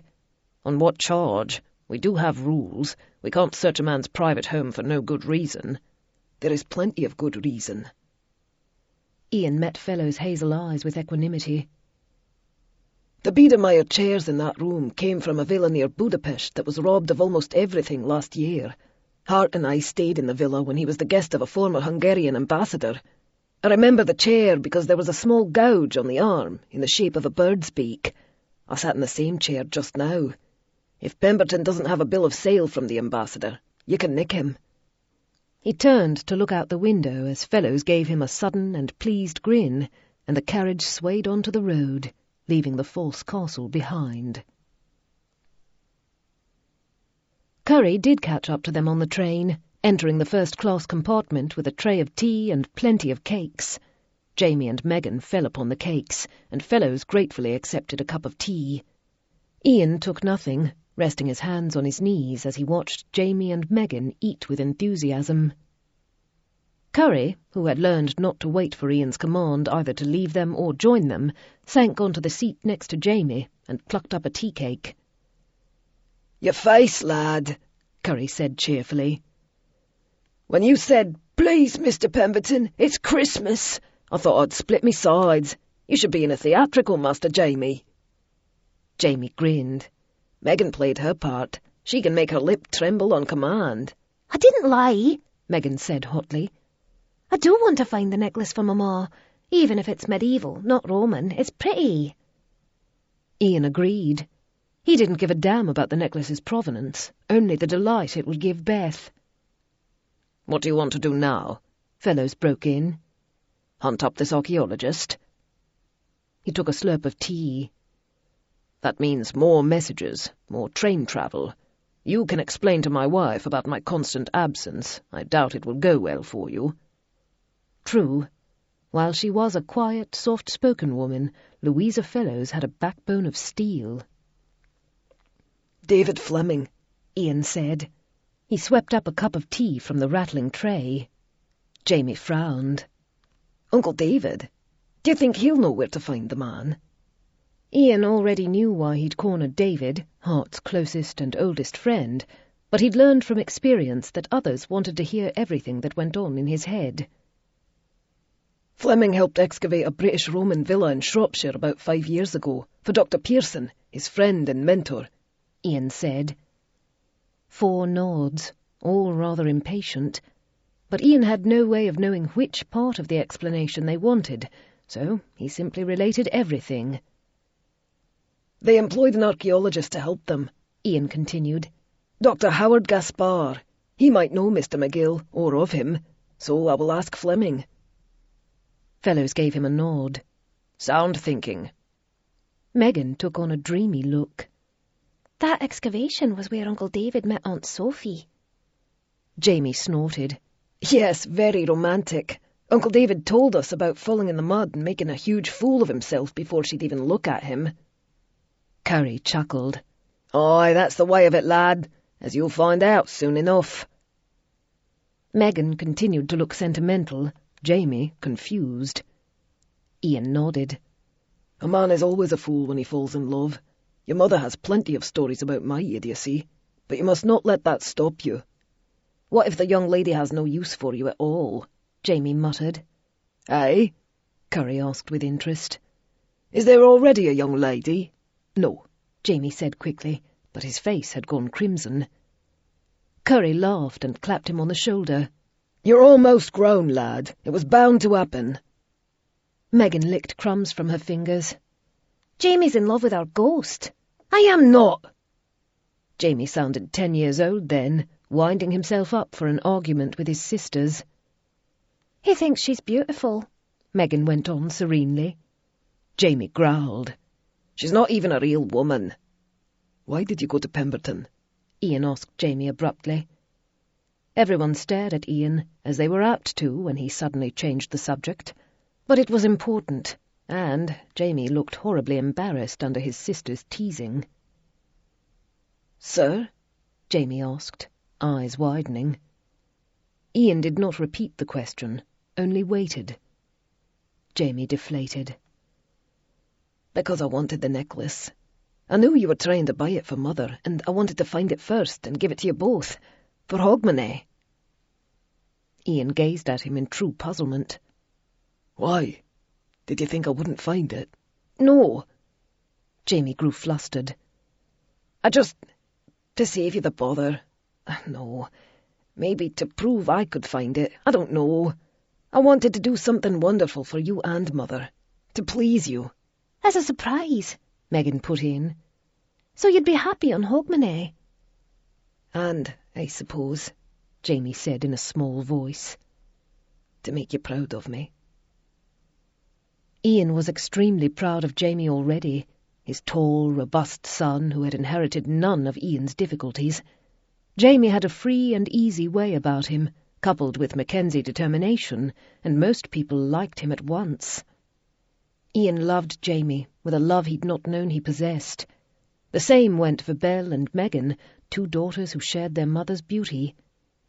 This love had come upon him naturally, out of the blue, when he'd beheld Jamie's tiny face peeking from the bundle in Beth's arms 16 years ago.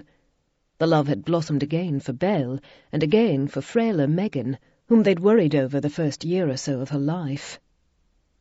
Both his children watched him now in worry, Megan with eyes of deep blue, Beth's eyes. Ian launched himself from his seat and caught the startled Jamie in a rough embrace. Jamie's return embrace told Ian that no more words needed to be said. Ian pressed his son, his precious son, to his heart. They released each other at the same time, Jamie surreptitiously wiping his eyes. Ian then caught Megan for her share of the hugging. My lad and lass, Ian thought. There was another lass waiting at home, along with Beth, his light, his love. Can any man be as blessed as I am? Daniel MacKenzie thought himself equally blessed. He not only had the most beautiful wife a man could find, but that beautiful wife knew her way about a combustion engine.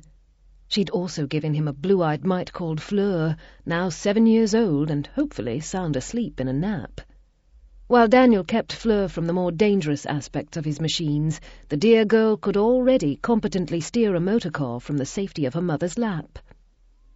At the moment, in the snowy yard Daniel had adapted into a space for working on his motor cars, Violet adjusted a nut on the motorized cycle she and Daniel had built, her hand competent on the spanner. Daniel had kept a close eye on the motor bicycles that European manufacturers were creating from regular bicycles.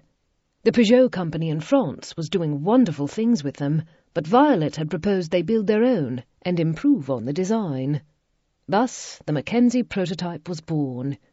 The cycle had thick tyres, a hard steel body, a bicycle-like steering bar, and a belt drive adapted from Daniel's motorcar constructions. That should do it, Violet said, lifting her spanner away. The engine had rattled ominously, and the cycle had refused to slide into gear on their first try this morning. Flywheel was canted. Well then, my lady. Daniel patted the seat. Your steed awaits. He knew Violet would never politely beg off and tell Daniel to be the first to ride the cycle. She grinned at him, tossed aside the spanner, and swung her leg over the seat. Mount up, she said, and hang on. If we're too banged up for supper, Aunt Eleanor will not be pleased, Daniel said as he scrambled aboard behind her. I'll be careful, Fusspot. Violet pulled her leather helmet over her head and adjusted her goggles. Daniel did the same, never failing to think how adorable Violet looked in her riding gear. Off we go. The cycle's back wheels slid in the mud as the vehicle leapt forward. Daniel clutched Violet, not a bad handhold, as she swung them through the open gate, held by a grinning stable boy. The cycle didn't have much power, but with the engine rumbling beneath him, the wheel churning up the earth, and the ground gliding by so close to his feet, Daniel swore they were flying.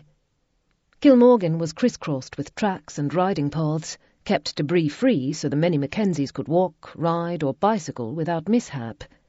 Violet took advantage of these paths to zoom the cycle across the snow-covered park and out onto the road. The cycle jounced and bumped, roared and belched. Daniel saw many days of fine-tuning ahead, but he didn't mind. Violet would be working alongside him, her slender hands affixing a nut or splicing a wire. Afterward they could hurry to the house to bathe, perhaps sponge each other off in the privacy of their suite. Daniel emerged from this heady fantasy to find Violet turning the cycle to a narrower, winding road that led straight into the hills. "Not sure the wheels will take it," he bellowed into her ear. Violet must not have heard him, because she leaned over the handlebars and urged the vehicle into more speed. The cycle slipped and dipped, the road climbing to dizzying heights. On the one hand, Daniel was elated. A cycle could go where a motor car or a carriage or even a bicycle could not. The freedom was amazing. On the other, it was downright terrifying. The cycle wove close to the edge of the path, from which tumbled a razor-steep drop. This lane was accessible only by horseback, and farther on had to be traversed by foot. The shorter winter day was ending. Darkness would soon enshroud them, and the cycle was not yet equipped with lamps. "Darling," Daniel said into her ear. "Vi, love." Violet braked, skidding them sideways before the cycle halted inches from the precipice. She yanked up her goggles. Instead of answering, Violet pointed to the heights above them. Whatever is that? Daniel sighted along her gloved finger. This path led to a high cliff top, where Daniel's grandfather had built a picturesque ruin back in the days when such things were the rage. A light flickered on the cliff top. The beam moved to and fro, a ghostly signal in the gathering gloom. "Uncle Mac likes to paint up there," Daniel said over the rumble of the cycle. "He's daft like that. Aunt Isabella might have met him for a liaison, away from the crowded household." On a dark December afternoon? Violet glanced back at him, eyes glinting. Isabella would never let herself freeze like that. "Trespassers, then," Daniel said. "Perhaps we should offer them shelter." Or our ghost. Daniel had already considered that, but he liked more earthly explanations. "Maybe. Shall we find out?" "I intend to." Violet set her goggles in place with a determined jerk. "Wait, love. Do you think the cycle can make the—" "Oh!" Daniel yelled as the cycle bounced forward hard, nearly unseating him. Daniel clung to his wife as she ascended the path. Violet was a fearless driver, which was why Daniel's cars won the time trials in France every year. He'd long ago learned to let her take the wheel, and then to close his eyes and hang on. In the end, the cycle proved it could not make it to the top. Violet halted when a slab of rock rose like a stair-step on the far side of a bend. From here, they'd have to continue on foot. They dismounted, and Violet stopped the engine and laid down the cycle. Daniel hoped, as they made their way upward in the dying light, that they'd be able to start it again. They climbed in silence, both knowing the way from scrambling up and down this hill for the last 8 years, in all weathers. As the pillars of the folly came into view, the false ruin eerie in the winter twilight, Daniel stopped and tugged Violet to his side. "I know you're courageous, love, but we don't know who's here," he said. "A desperate man, armed, or a sad, lost traveller? Let me go first." Violet hesitated, as though she'd argue. Then she nodded and stepped aside so Daniel could lead. The folly was a square stone building laden with ivy and moss. From its porch, on a clear day, a viewer could see misty hills, sharp mountains, and the sea. A lantern lay on its side at the foot of the lowest step. The candle still flickered inside as Daniel set it upright. "Someone has been living here," Violet said. She stood in the doorway that led into the folly. The interior consisted of one wide room where Mac came to paint, or Eleanor and Hart sometimes fled to for privacy. But Aunt Eleanor, though raised in brutal Scottish winters, drew the line at frolicking with Uncle Hart outside in the dead of December. Daniel also doubted Eleanor would leave behind a pile of blankets and the remains of a loaf of bread and bottle of wine. Daniel lifted the bottle, examining it by the lantern's light. "From Uncle Hart's cellar." Violet gazed about in excitement. So she was in the house. Probably went to steal more food or blankets when Mac nearly caught her. "You think the lady in white and whoever is staying here are one and the same?" Daniel swept his light over the blankets, food basket, and a camp chair that reposed in the corner. "I do indeed," Violet said. "No male vagrant would be this neat, not that I believe she is a vagrant. No tattered belongings, no odour of unwashed body. She took what she needed from us and nothing more, including a bottle of Hart's very expensive French wine." Daniel hefted it, noting that half the contents was still present. "What else could she drink to keep herself warm?" Violet asked. "She is using a glass." She pointed to a crystal goblet that had been placed neatly on a square of cloth next to the bread. "And partaking of it slowly." Daniel set the bottle down. "We must have frightened her off with the cycle. I will have to make the engine quieter."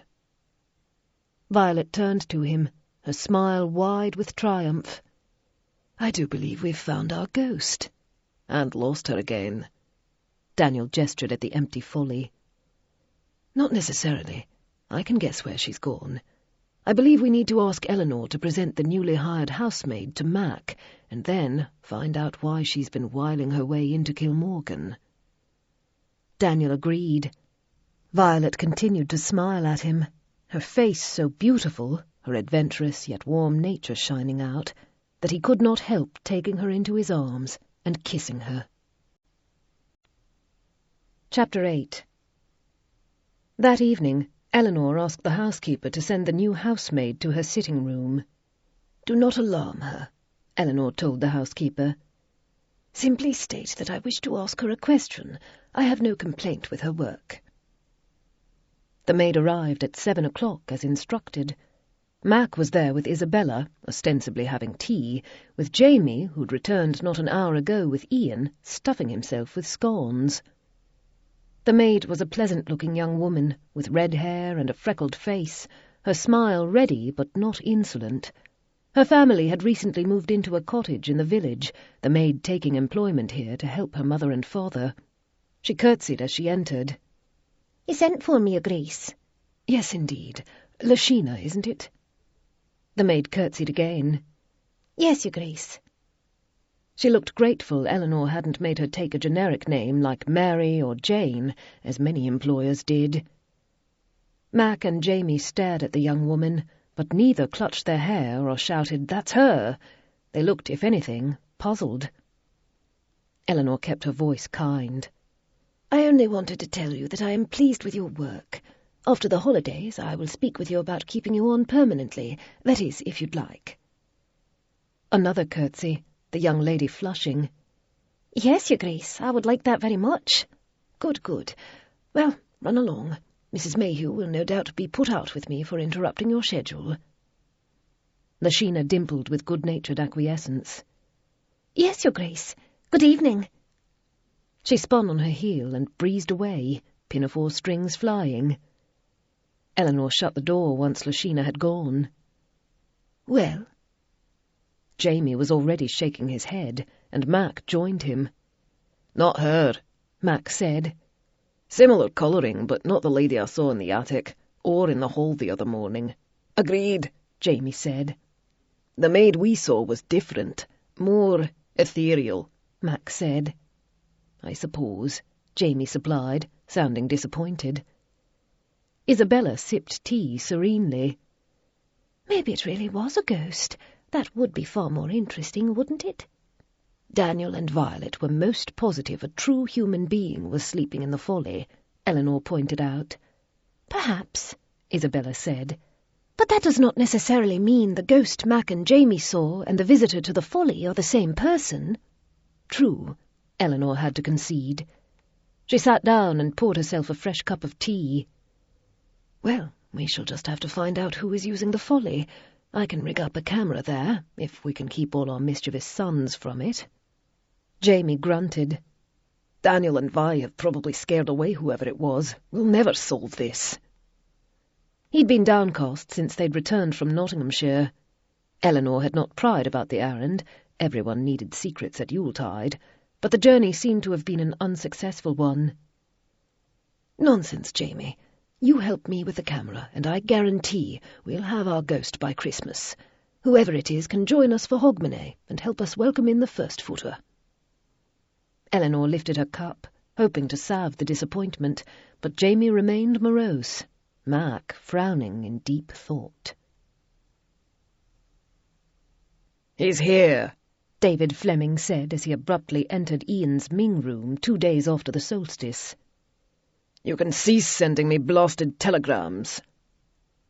Ian and Megan had been going over Ian's collection, deciding which bowls would be taken to their own house when they travelled there after Hogmanay. Ian liked to switch out a half-dozen to admire at home, a different 6 every time.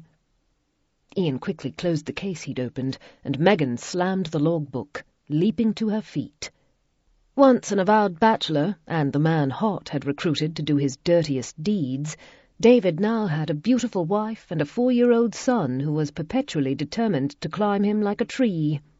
Wife and son were not with him at the moment, but neither was an archaeologist lurking behind him. Ian had sent David the first message from the station in Nottingham not a quarter of an hour after they'd left Pemberton's, and subsequent ones all the way to Scotland.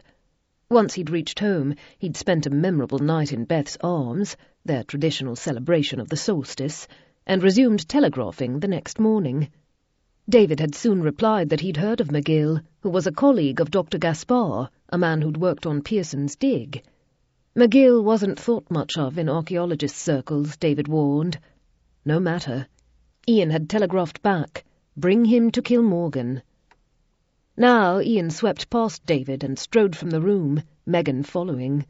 David, with a noise of exasperation, came behind. The man who must be Mr. McGill waited in the lower hall.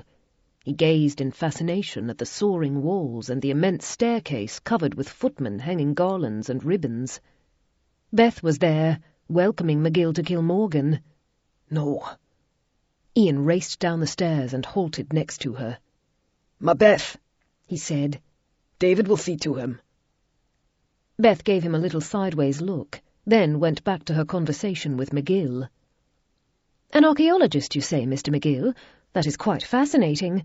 I look forward to speaking with you about it. Our housekeeper will show you to your chamber, where you can refresh yourself." "How kind." McGill bowed to Beth, a somewhat fatuous smile on his face. He was a portly man, with a white beard and puffy side whiskers, dressed in a thick coat, as though prepared to face a winter storm. "I admit I did not know what to expect from Highlanders." Beth kept her smile fixed. "If you need anything, you must only ring." Ian regarded the man stonily. He could not demand that McGill hand over the necklace while Beth stood next to him, and he worried that the man would start blurting out questions about it. "Come with me to my Ming room," Ian said to him abruptly. "I will show you my collection." Beth gave Ian a gentle look. "Poor Mr. McGill has travelled all the way from London, he has told me. Let him at least sit down for a moment." Ian preferred to shake McGill upside down until the necklace fell from his pockets. "When you are rested, come to the Ming room. Ask a footman the way." Beth sent McGill a hapless smile, but at least Mrs. Mayhew took him in hand and led him away before Beth could ask him more questions.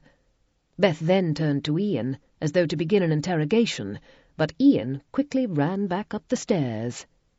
"Mamma's going to guess," Megan whispered as she hurried after him. "We must keep her away," he said. "Can you do that?" Megan flashed him a grin. "I will do my best."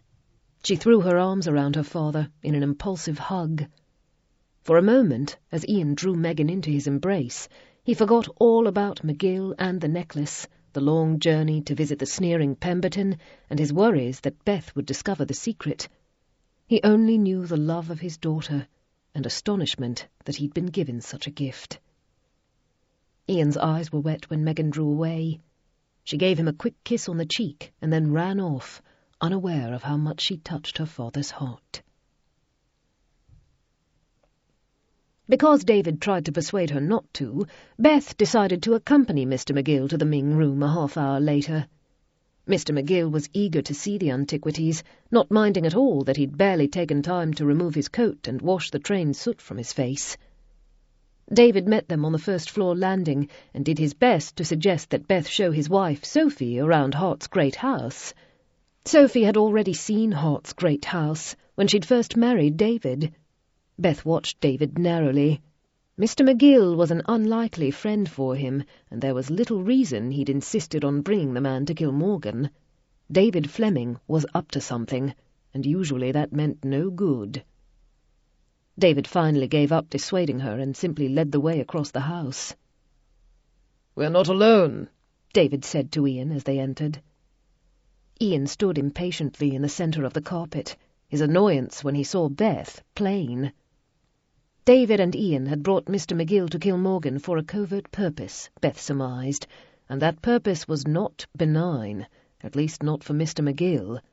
The two regarded him exactly as hunters might a bear they'd lured into a trap. "Ian," Beth said, "please tell me why Mr. McGill is here." Ian only looked at her, and Beth knew she would learn nothing from him. Ian had difficulty with lies, which he got around by saying nothing at all. David took on his smooth look, the exact one he assumed when trying to butter up one of Hart's political opponents. "Do not try your charms on me, David," she said severely. "I believe I will remain for your conference, whatever it is about." "Dear lady." Mr. McGill turned an excited face to her.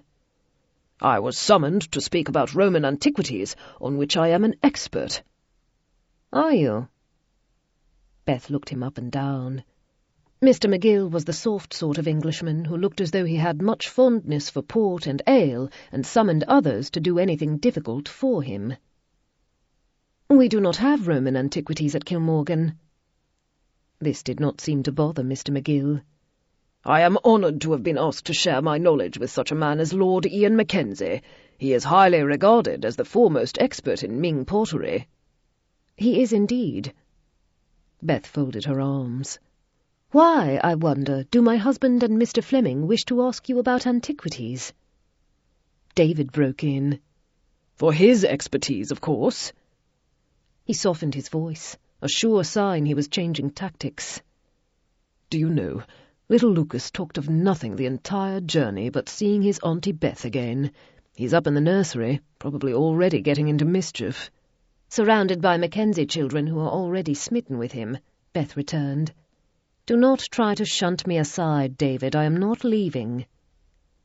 David gave her a resigned look. "Ah, the stubbornness of the female of the species." "Indeed," Mr. McGill said. "But why should she not remain if she is Lord Ian's confidant? What pieces did you wish me to assess, my lord?" He turned to Ian in anticipation. Ian took a paper from his coat, stepped between Beth and Mr. McGill, and unfolded the page.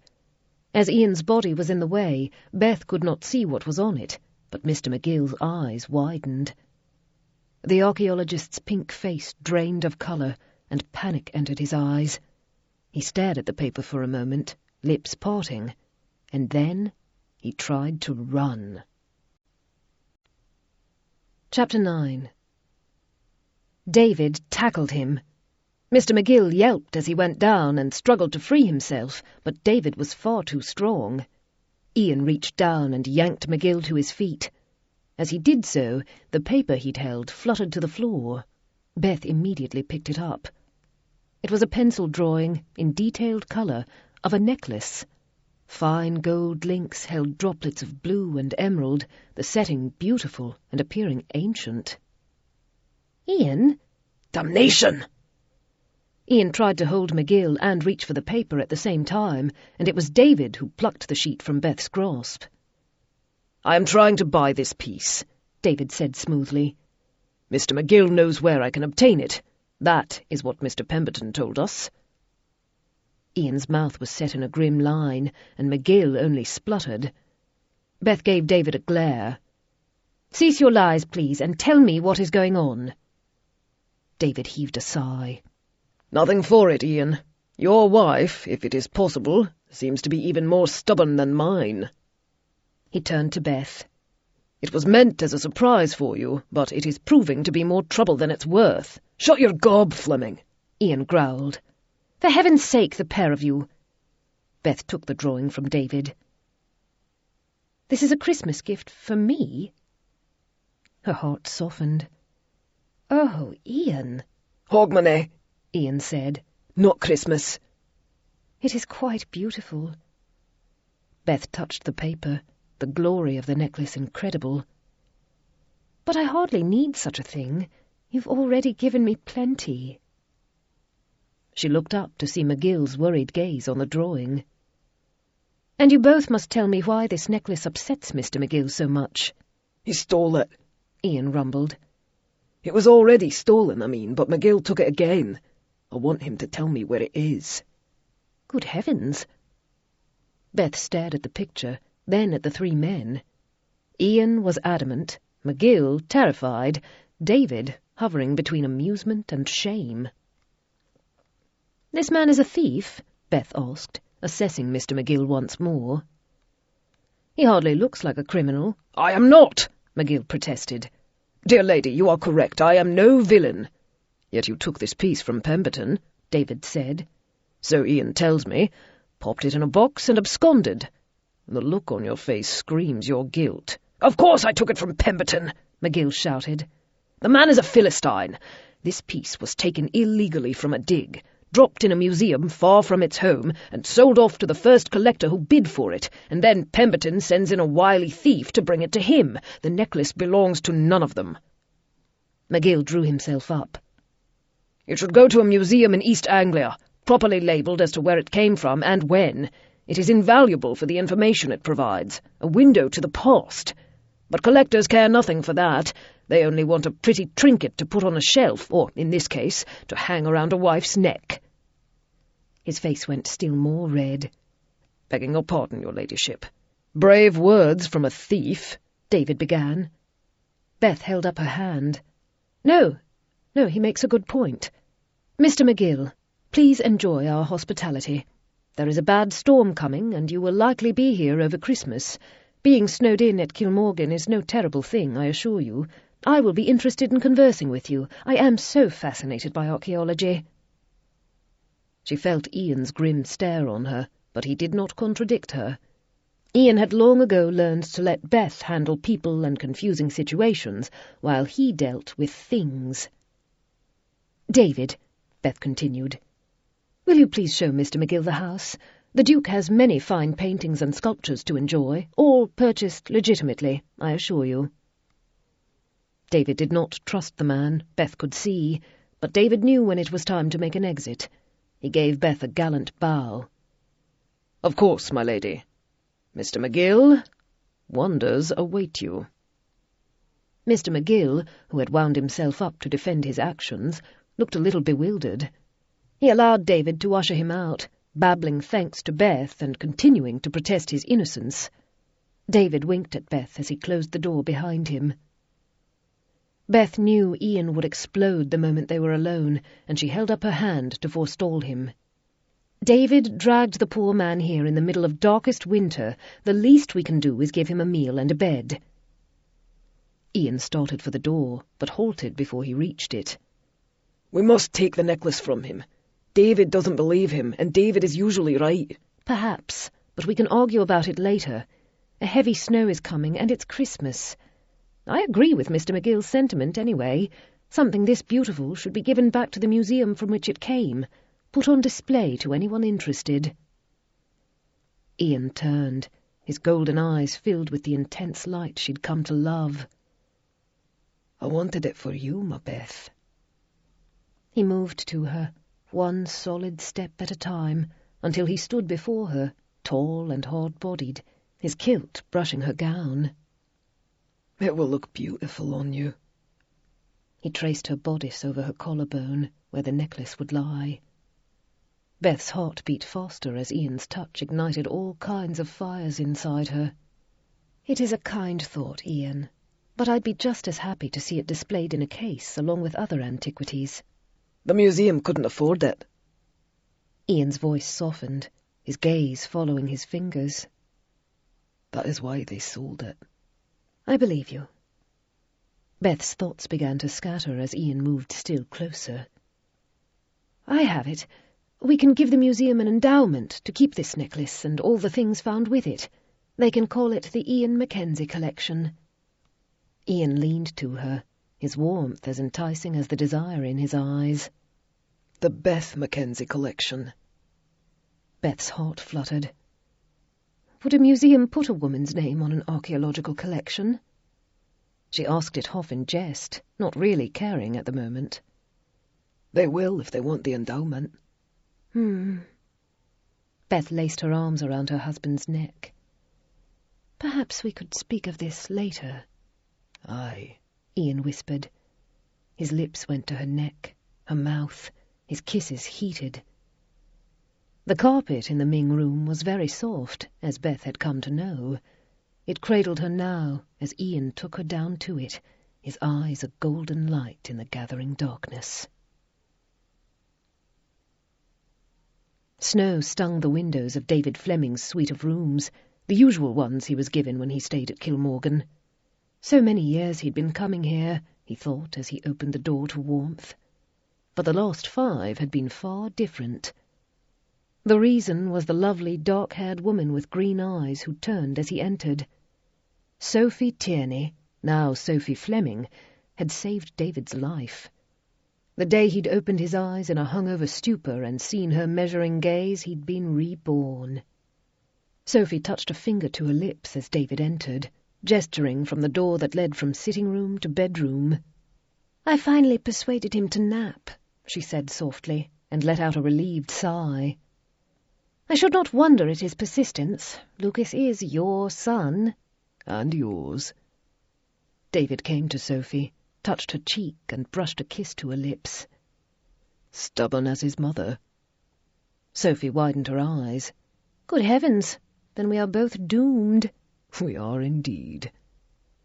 David kissed her again, the taste of her filling his soul. McGill was almost as stubborn. I had to lead him all over the house, up and down, before he finally grew tired and adjourned to his bedchamber. Wore myself to the bone. David had a good idea how he'd like to take his rest from his labours, and kissed Sophie again. He slid his hand beneath her hair and let the kiss turn deep. Sophie rested her hands on David's chest. Love, she whispered, you did find out what Mr. McGill did with the necklace, didn't you? David brushed the corner of her mouth, letting her green eyes fill his vision. We'll let him sleep the sleep of the just for now, and pry it out of him tomorrow. It turns out that his motives are pure, if his methods are questionable. Beth will let him return it to the museum and be a hero. At the moment, David was more interested in Sophie's taste, her heat, and the empty bedchamber through the door opposite the one their son lay behind. Oh dear.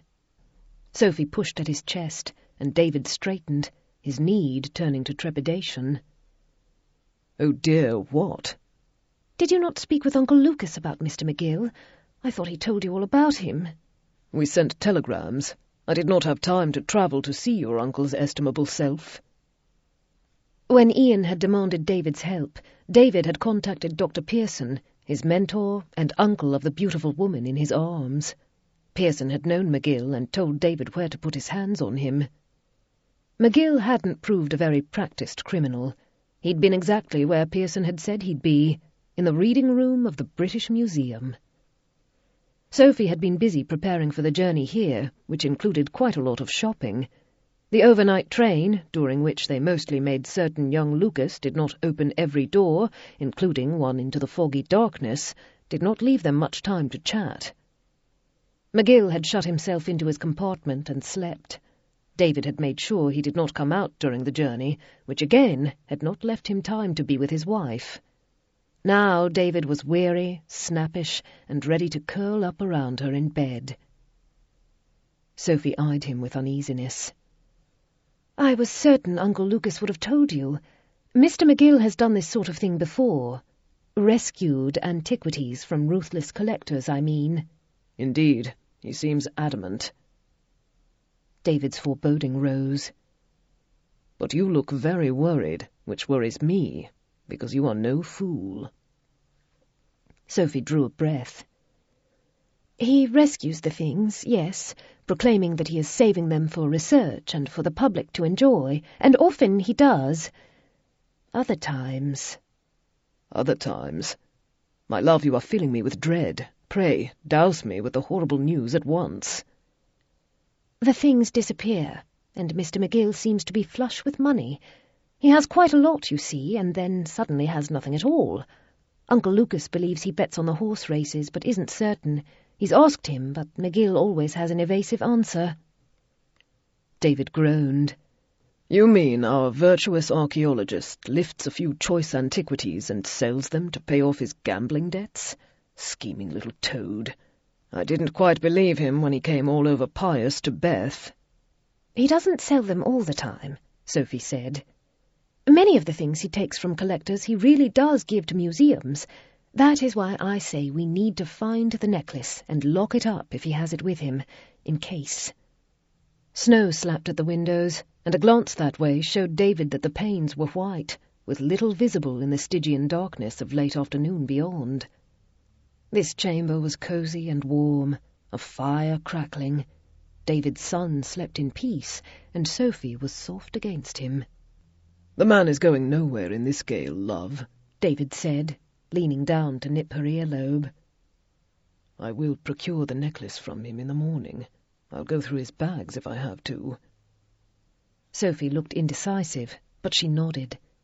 "He did look exhausted, as do you." She traced his cheek. David's thoughts fled at her touch, at least the ones that weren't decadent. "Is our bedchamber as warm as this one?" he murmured as he pressed a kiss to her temple, inhaling her scent.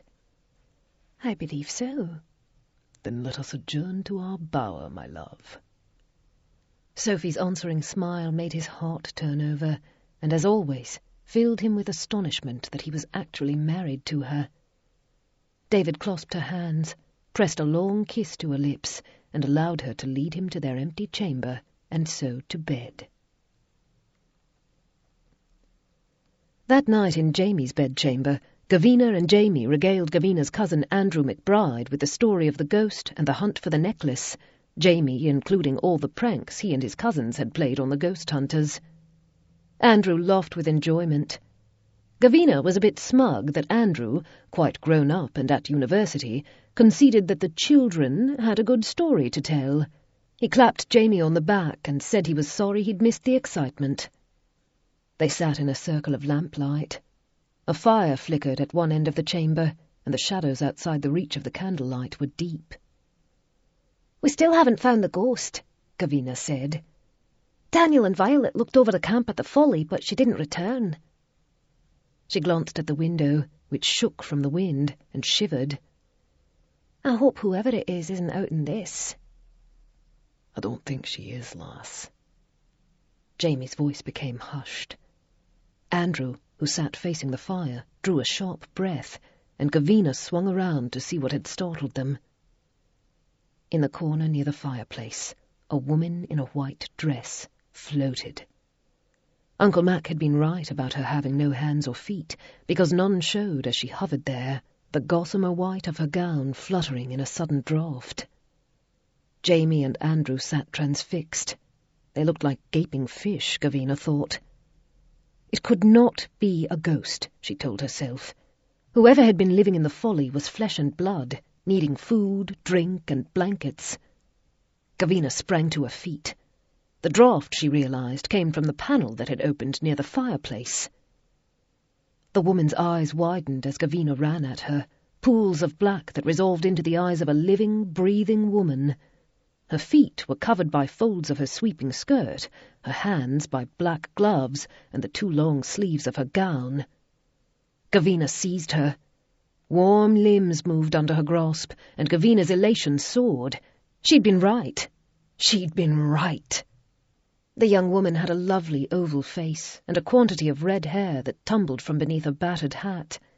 She collapsed into Gavina, her lips pale with cold. "Please, you must help," she declared in a flat accent Gavina couldn't place. "He'll die out there. You must help him." Chapter 10. MacKenzie responded to the pounding on the studio door with ill grace. He did not often have a chance to paint these days, what with Eleanor recruiting him to help with her mad decorating, or to make certain the younger children did not destroy said decorations, or themselves. Isabella, reposing on the chaise in diaphanous draperies, quickly snatched up her dressing gown. Mac hadn't had much time to enjoy her either.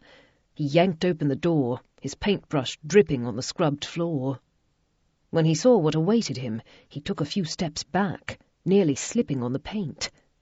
The ghost stood before him. At least, the ghost transformed into a frightened-looking young woman with a dust-streaked face and wide hazel eyes. She was flanked by Jamie, Gavina, and Andrew McBride. "Uncle Mac," Jamie said breathlessly. "You're the only one awake. I already wish I weren't. What the devil?" Isabella was next to Mac in an instant, gazing at the young woman with great interest. "Good heavens, is this your ghost?" "Yes," Mac and Jamie answered at the same time. "Her name is Magdala," Gavina said swiftly. "But we'll tell you about her later. She says the archaeologist fellow has run off into the night, straight into the storm." "With Mum's necklace," Jamie said in anguish. The wind echoed Jamie's wail. Mac had barely met the little bearded fellow David had brought with him before he'd been whisked away to Ian. Mac wasn't quite certain why the man was here. To consult with Ian about Ming whatnots, Mac had assumed. "He rushed out in this?" Mac demanded, as the wind continued shrieking and snow battered the panes behind him. "Where does he hope to go? The train doesn't run until morning, even on the sunniest days." "If he's unfamiliar with Scotland, he might not know this," Isabella said. "We'd better go after him." Mac's attention remained on the young woman hovering behind Jamie and Gavina.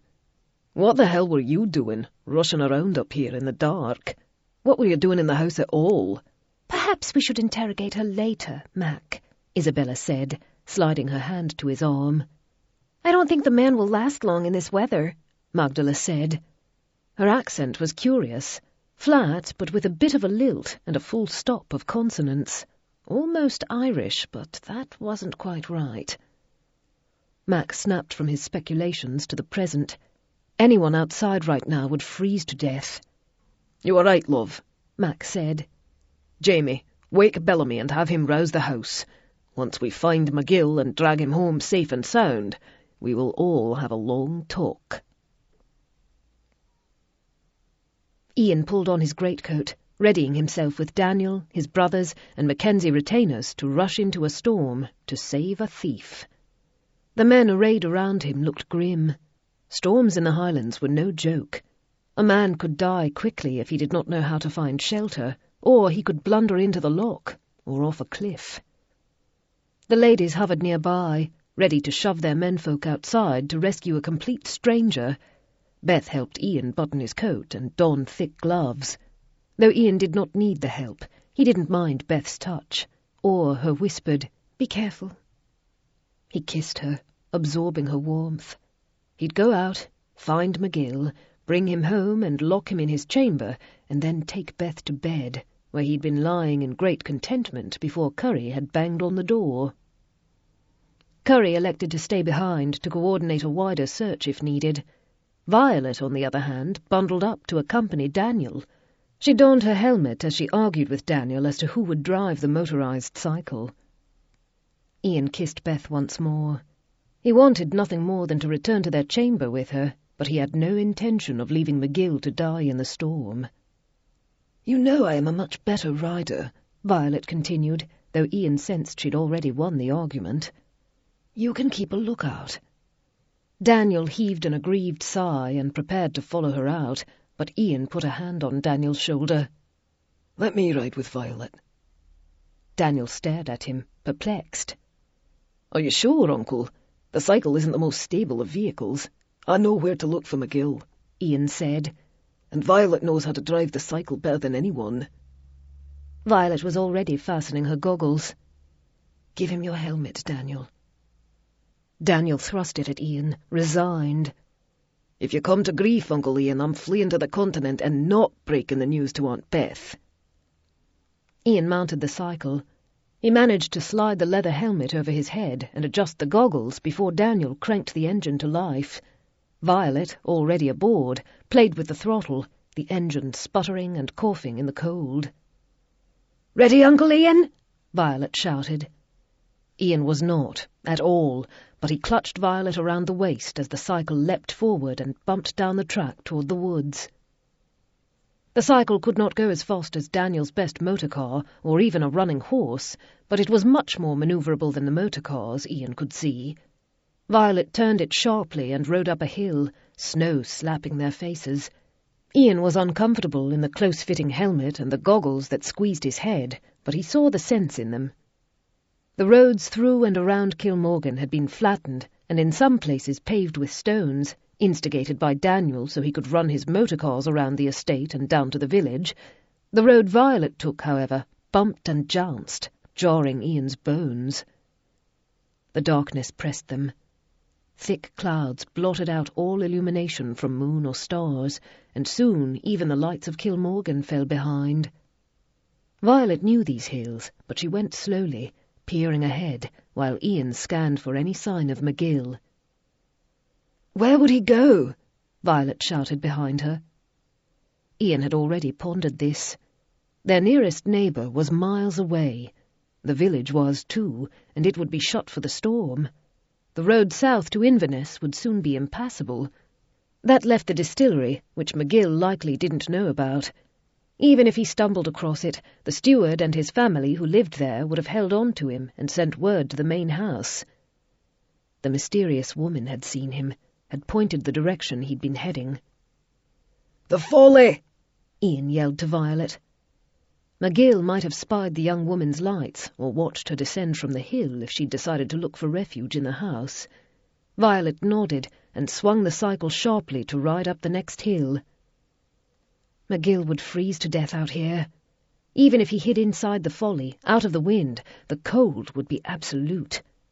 The cold had driven young Magdala, who had been living in the folly for some time, to the house to seek warmth. Whoever she was, she certainly was robust if she'd survived out here in December, only sneaking into Kilmorgan for supplies. But she was a mystery to be solved once Ian put his hands on McGill and wrested the whereabouts of the necklace from him. He hoped McGill hadn't lost the bloody thing. No, the man would more likely hang on to the necklace after all the trouble he'd gone to obtain it. He must have brought it to Kilmorgan with him. One more reason to flee. Ian leaned into Violet as she struggled to guide the cycle up the hill. The road was steep but passable. Daniel and Violet had come this way only a few days before. Neither Ian nor Violet saw the snowbank until it was too late. Ian reasoned with detachment that the wall of snow must have come down from the cliff above, loosened by the weight of the storm and pushed by the wind. Violet swerved. The wheels skidded out from under them, and the cycle threw off its riders, who went tumbling and falling straight into the frozen bank of snow. Beth and the other MacKenzie wives prevented Magdala from bolting once the men had started the search. The young woman had tried to slip away, but Beth saw her and called out, then ran after her as Magdala charged down the ground-floor gallery, heading for the door to the garden. Magdala put on a burst of speed, but Eleanor stepped from a side hall in front of her, and Magdala stumbled to an abrupt halt. "Enough of that, young woman," Eleanor said. "It is far too cold for you to run off, and we do not need to be hunting for yet another person tonight." Magdala gazed at Eleanor in stubborn fury. She drew a sharp breath as though ready to argue, but then she wilted. "Yes, ma'am," she said in a subdued voice. Beth remained suspicious of her sudden capitulation, but Magdala allowed the ladies to guide her into a ground-floor sitting-room warmed by a blazing fire. Curry trotted in with a tray of coffee and plenty of cakes, the man knowing exactly how to comfort worried members of the MacKenzie family. Ainsley plunged into the questioning while Eleanor and the others were still sorting out the coffee and tucking into the cake. Ainsley had taken a very large slice for herself, one slathered in custard. "You'd better explain yourself," Ainsley said to Magdala. "Gavina is quite frustrated with her male relatives who believe you're a ghost. Tell us why you are haunting Kilmorgan." Isabella studied Magdala sharply, as did Eleanor with unblinking blue intensity. "I believe I know why," Isabella ventured. "You wanted to find out what we'd be like," Eleanor finished for her, "before you decided whether to announce yourself." "You ought to let her speak," Beth said. "What is your name, child? Besides Magdala, I mean." All four MacKenzie wives turned to Magdala, who clutched her coffee and returned a look of defiance. "Mackenzie," she said, lifting her chin. "My name is Magdala Mackenzie, or it ought to be." Chapter 11. Magdala found herself pinned by 4 gazes, 2 blue, 1 green, and 1 grey. The ladies were not as astounded as Magdala assumed they'd be, nor were they angry. They only looked at her. "Yes, I thought so," the Duchess said. The Duchess worried Magdala most. She could seem vague and babble about nothing, but her shrewdness was unnerving. "Who are your parents?" Beth, the one married to Lord Ian, asked gently. "My father is dead." Magdala swallowed, that sorrow never far away, though he'd been gone since she was 8 years old. "My mother is descended from Lord Will Mackenzie, the brother of Lord Malcolm, who became Duke of Kilmorgan in 1747. All 4 looked thoughtful. "Lord Will and Josette," Beth said. "Ian would know about his descendants. He has been researching the family," she told Magdala. "So your mother is the link?" the Duchess asked with interest. She poured more coffee into Magdala's cup, though Magdala had taken only the barest sip. "She is." Magdala spoke with confidence, though even she admitted the story sounded far-fetched. But Mum had told her for years that they were descended from dukes, though their branch put them a long way from inheriting anything. No male heirs were left on their side anyway. "Where is your mother now?" Isabella asked. She was a fiery redhead and looked Scottish, though Magdala knew she was wholly English, the daughter of an earl of very old lineage. Magdala had found out everything she could about the Mackenzie family. She tried to keep her voice neutral. "In St. John's. I was raised there. My mother recently married a man." A pious, pompous wretch who didn't approve of Magdala or her reprobate father. Magdala was of age and should be married, so this man thought. Out of the way, Magdala knew he wanted to say. "Not someone to your taste?" the Duchess asked with astuteness. Magdala shook her head. "I hope she comes to her senses. But as I was at a loose end, I decided to find out where my mother's people had come from." "You travelled alone?" Beth asked, eyes widening. "Across the ocean?" Magdala's lips twitched. "There are liners now that make the crossing in a remarkably short time. I saved money, but still didn't have enough for a ticket, so I took a job on a liner and then chucked it when we reached Southampton. I journeyed from there by train." "Very resourceful." The one called Ainsley, Lord Cameron's wife, nodded with approval. "And here you are." "I was a maid," Magdala said defiantly. "Where I come from, it isn't shameful to work for a living." "Of course it isn't, dear," the Duchess said. "Nor is hiding out in the folly and stealing food and drink while you spied on us only foolish. You could easily have written a letter from wherever this St. John's place is. We would have invited you for a visit and probably paid for your transport, so you wouldn't have had to labour for it." "How could I know that?" Magdala demanded. "I'm a stranger, a nobody. Why should you believe me?" "Well, we would have learned all about you first," Eleanor said in a reasonable tone. "We still will, but it is Christmas, this storm is fierce, and we are Scots. If Isabella and Beth aren't by birth, they are at heart. We will extend all our hospitality. Besides, you helped us by telling us about the fleeing archaeologist." Magdala frowned. "He looked so odd. Up to no good, I'm certain, but he'll die out there. And now you are all being kind." She didn't know how to respond to such kindness. Breaking down and weeping came to mind, but Magdala didn't want to look as weak as she felt. Beth took her hand. "That is what we do, my dear. You are welcome here, Magdala, whoever you happen to be." She squeezed Magdala's hand and gave her a heartwarming smile, which tore through Magdala's defences all the more. Tears trickled from her eyes, and the moment they did, Magdala found herself in Beth's embrace, learning how easy it was to let the sobs come on her soft shoulder. Hours went by. One by one, the men and boys returned, in need of warmth and rest. None had found Mr. McGill, and, to Beth's consternation, none of those returning were Ian and Violet. Daniel arrived with Cameron and 2 of the many dogs, and when Beth told Daniel she'd heard nothing of Violet and Ian, Daniel's tiredness turned to alarm. "Where the devil are they?" he demanded of the searchers. But none had seen Ian or Violet, nor any sign of the cycle, nor had they heard its unmistakable roar in a long while. "Newfoundland." Ian sat up, frozen to the bone, pushing snow from his body. "What?" A body stirred next to him, one buried in almost as much snow. "Her accent," Ian said. "From Newfoundland, a large island off the coast of Canada." "Whose accent?" Violet croaked. Ian didn't bother to answer. Magdala, who looked enough like a MacKenzie to be one, spoke with a lilt he now recognised.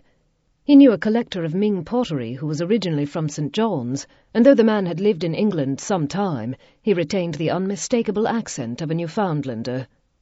Ian reflected, in nearly the same moment, that the snow had saved their lives. Not only had they landed in its softness, but it had buried them, keeping out the deathly chill of the wind. He climbed stiffly to his feet, chunks of snow cascading from him. The motorized cycle lay a few yards from them, mangled and silent. Ian helped Violet to stand. Snow fell thickly, and the wind was fierce. Violet took in the cycle with dismay, lifting her goggles to stare at it. "Oh dear, Daniel will not be happy." "Up," was Ian's answer as he pointed to the top of the hill. The folly was much closer than the house, and would provide some shelter. When daylight came, they could pick their way down the trail and back home. Violet nodded. She slid her goggles back on, as did Ian. They were difficult to see through, but would keep the ice from their eyes. Ian led the way, moving snow with his boots or breaking icy patches so Violet wouldn't slip.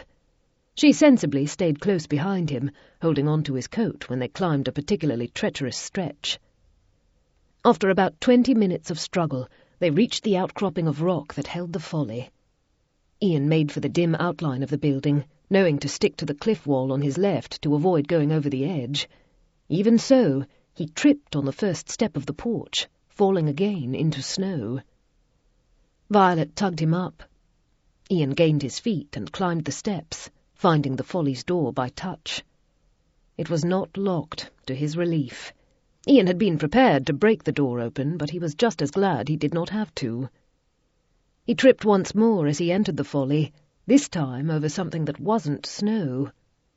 Ian landed on hands and knees, his face an inch from a human body. Light flared. Violet had struck a match, which she now touched to a candle in a lantern. She bent down, flashing the light over the body lying prone under Ian's bulk. "You're archaeologist, I presume?" she asked. Ian turned the man over. He was indeed McGill, with his white hair and side whiskers, now unconscious and very cold. Ian rose, grasped McGill under the arms, and dragged him to the fireplace. "Is he alive?" Violet had shut the door, and now unwound the long scarf from her neck. Ian found McGill's heartbeat and heard his wheezing breath. He is. The fireplace had never been lit in Ian's memory, and they had no wood here in any case. Violet looked about in futility. There was nothing but a few old sticks of furniture, along with the supplies Magdala had left. She'd lit a second lantern and unfolded the blankets she'd found. Ian had no compunction about breaking the furniture and stuffing the pieces into the fireplace. The chairs had been brought here by his father long ago, and were brittle, rotted from the wet Scottish air. With Violet's matches, she'd found a whole cache Magdala had hoarded, Ian had the broken sticks of furniture lit like kindling, the pile of it slowly catching. "Willna last," he announced. "I hadn't planned to settle in for the winter." Violet held her hands out to the meagre fire. "This is better than some places I've stayed in my life, I am sorry to say." From the stories Violet had told him, Ian believed her. He hauled McGill closer to the fire. The man didn't wake, only grunted and broke into a snore.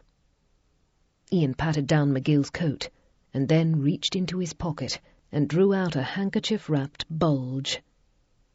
Inside the folds of the cloth lay an intricate gold necklace, glinting with lapis lazuli and emeralds, the piece as whole and beautiful as the day it was made. Found. The night grew colder. McGill slept on, remarkably relaxed. Ian and Violet sat on either side of him, the three of them close enough to share heat while the feeble fire burned to embers. "You are good to take care of him," Violet remarked. Ian shrugged. "I wanted the necklace. When we return home, I'll give him to Fellows." "I know, but you could have left him to rot in the storm and taken the necklace off his frozen body in the morning." Ian had considered this. He knew a man like Pemberton would have let McGill freeze to death, no matter how cruel such an act might be.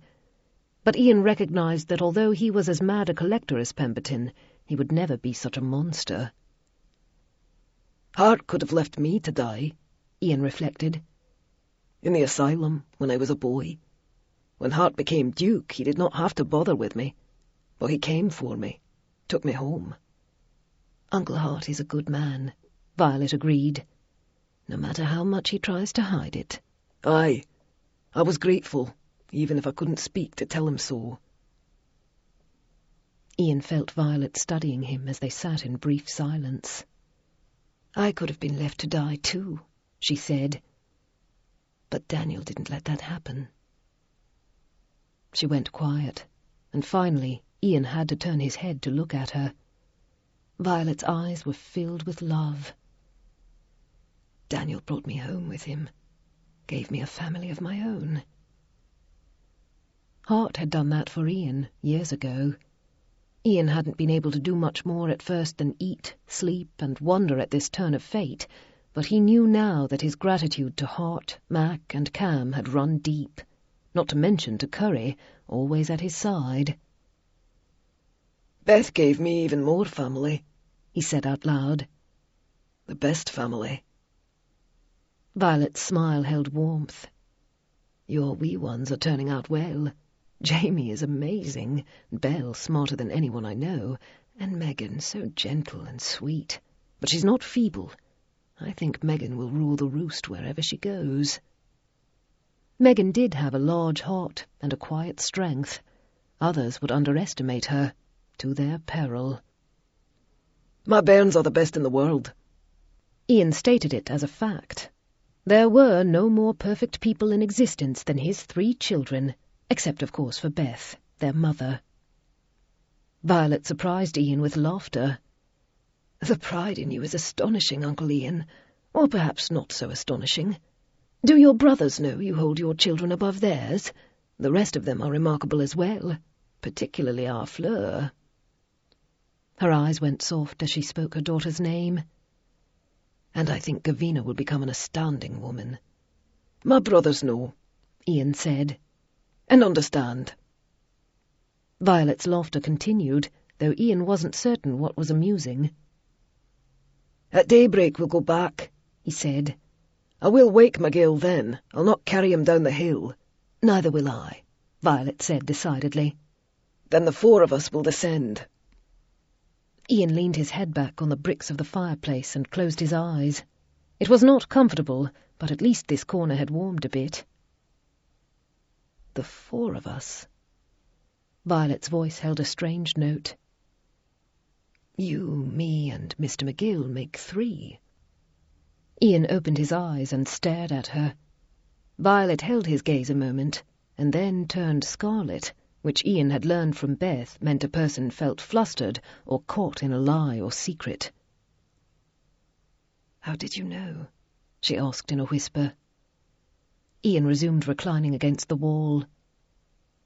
You are sick in the mornings and then eat quite a lot. I have seen you come out of the nursery looking furtive, and you fuss over the youngest members of the household. Beth was much the same with our children. Damnation, Uncle Ian. Does everyone know? Ian looked at her again. I don't know. Have you told Daniel? Not yet. She smiled. I was saving it as a Christmas gift. Ian considered this, thinking of Daniel, the wild, impetuous boy who'd grown into, well, a wild, impetuous man. A good idea. You'll keep this our secret, then? Ian nodded. But you must not ride the cycle any more. You could have hurt yourself. You must be very careful. I was being careful. I'm a much better driver than Daniel. A snowbank fell on us. It doesn't matter now, anyway. The cycle is a wreck. Daniel will be heartbroken. Ian gazed at her a long time, daring to meet her eyes. No, he said calmly. He will not. Violet and he shared another long look, and Violet nodded. I agree. Ian gave her a smile. Then he leaned his head back again and let himself doze off. All would be well. He knew this in his heart. Morning light blazed, cutting through the darkness to stab into Ian's brain. He opened his eyes, ready to growl at Curry for letting the bedchamber grow so cold, and then he groaned. He sat on a thin blanket on a cold stone floor, a fire burned to ash behind him. Violet MacKenzie, moving as stiffly as Ian felt, yawned and rubbed her eyes. Between them, McGill let out a series of inelegant snorts and woke with a gasp. The light that had woken Ian came from the open door, along with cold wind. A silhouette blocked the light, one of a large Scotsman who was already roaring in his loud way. Ian! Ian struggled up, but before he could make it to his feet, Hart reached down and hauled him the rest of the way up. Ian found himself immediately crushed in an embrace, his oldest brother as powerful as ever. Ian rested his hands on Hart's shoulders. It's all right, he said into Hart's intense eyes. You found me. I know. Hart's fingers dug into Ian's arms, the man shaking a little. Now let's go home. Chapter 12. Breakfast was a lively meal in spite of the late night, with the searchers, the rescuers, and McGill safely back home. Beth couldn't leave Ian's side. Ian had shoved poor Mr. McGill into the house, but released him into Lloyd Fellowes' custody. McGill's near death in the frozen night had subdued him, and he'd gone off to bed with a hasty mumbled apology. Beth forbade Fellowes from taking the man to jail or back to London until after Christmas. Yuletide was for family and forgiveness. The ladies had found Magdala some clothes to replace the second-hand and 2 large gowns she'd been wearing, and Beth bade her tell her tale as the family feasted on bannocks and porridge, eggs and bacon. Jamie gazed at the young woman in some dismay. So you're my cousin? I am indeed, lad, Magdala answered. At least, I believe so. Jamie looked crestfallen, and Gavina laughed at him. You've broken his heart, she said to Magdala. He was smitten with our ghost. Jamie flushed, though he was always one to admit the truth. I was, aye, but it was not meant to be, I see. I don't believe in cousins marrying. No matter what the eugenics people try to prove, breeding too close to the bloodline is a disaster, especially when it comes to human beings. Magdala raised her brows at him. You are a bit young for me in any case, Jamie. I have reached my 21st year. That brought more laughter, and Jamie again conceded graciously. On the other hand, the deep voice of Andrew McBride echoed down the table, you're not my cousin. At 21, Andrew was taller than his father, Sinclair, and he had the McBride handsomeness, fair hair, strong face, intense grey eyes. Magdala lifted her chin and gazed a challenge at him, but her cheeks were pink, and her bravado faltered under his wide smile. Beth thought to herself. She switched her gaze to Violet, who was sitting very close to Daniel. Violet looked weary and a bit pale, but also very happy. Well, well, well. They had been waiting for more children to come, and now it seemed they had managed it. The year was ending satisfactorily, in Beth's opinion. After breakfast, Ian headed for their bedchamber and much-needed sleep, but Beth followed him determinedly. Not quite yet, Ian Mackenzie. When she reached their chamber, Ian was unwrapping himself from his kilt, his coat already on the floor. Curry was not there to pick up after him. Beth had sent the man to bed, as he'd been up all night like the rest of them. Beth closed the door, getting lost in the sight of her husband's fine body appearing as he shed his clothes. He glanced at her, and his tired eyes softened. Shall we to bed, my Beth? His voice, low and vibrant, weakened her at the knees, but Beth made herself remain upright. "All's well that ends well?" she asked. "Is that what you mean? Nothing more to say?" Ian continued to disrobe, his underdrawers falling away so that he stood naked before her. Nothing. His golden eyes glinted as he walked toward her. Beth held up her hands, and Ian paused, but the light in his eyes did not dim. "I suppose you retrieved the necklace?" Ian turned away without answering.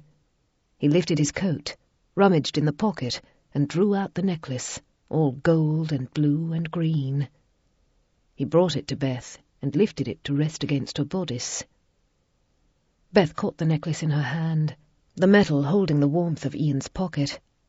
The piece was beautiful, the links intricately worked by some unknown jeweller nearly 2,000 years ago. I wanted to give it to you for Hogmanay, Ian said softly, but it will do for Christmas Eve. Beth gazed at it in reverence. "It's beautiful, but I still want it to go to a museum." Ian regarded her in silence a moment, then gave her a nod. "It is yours. Do what you will." "Don't be offended. It's just that I think more people ought to be able to enjoy it. It's a treasure." Ian's glance told her he thought she was mad, but he wouldn't argue with her daft ideas. He took her hand, lifting it to his lips. He was dissolving Beth's attention again. Ian licked her finger, then drew it into his mouth, closing his eyes to suckle it. "You really didn't need to give me such an extravagant present," Beth began, but she trailed off, her breath deserting her. Ian kissed her fingertip, then lightly nibbled it. "I want to show you what you mean to me." Beth's heart fluttered, and every part of her began to heat. "You've already given me the best gift." Ian's brows rose. "Do you mean last Hogmanay?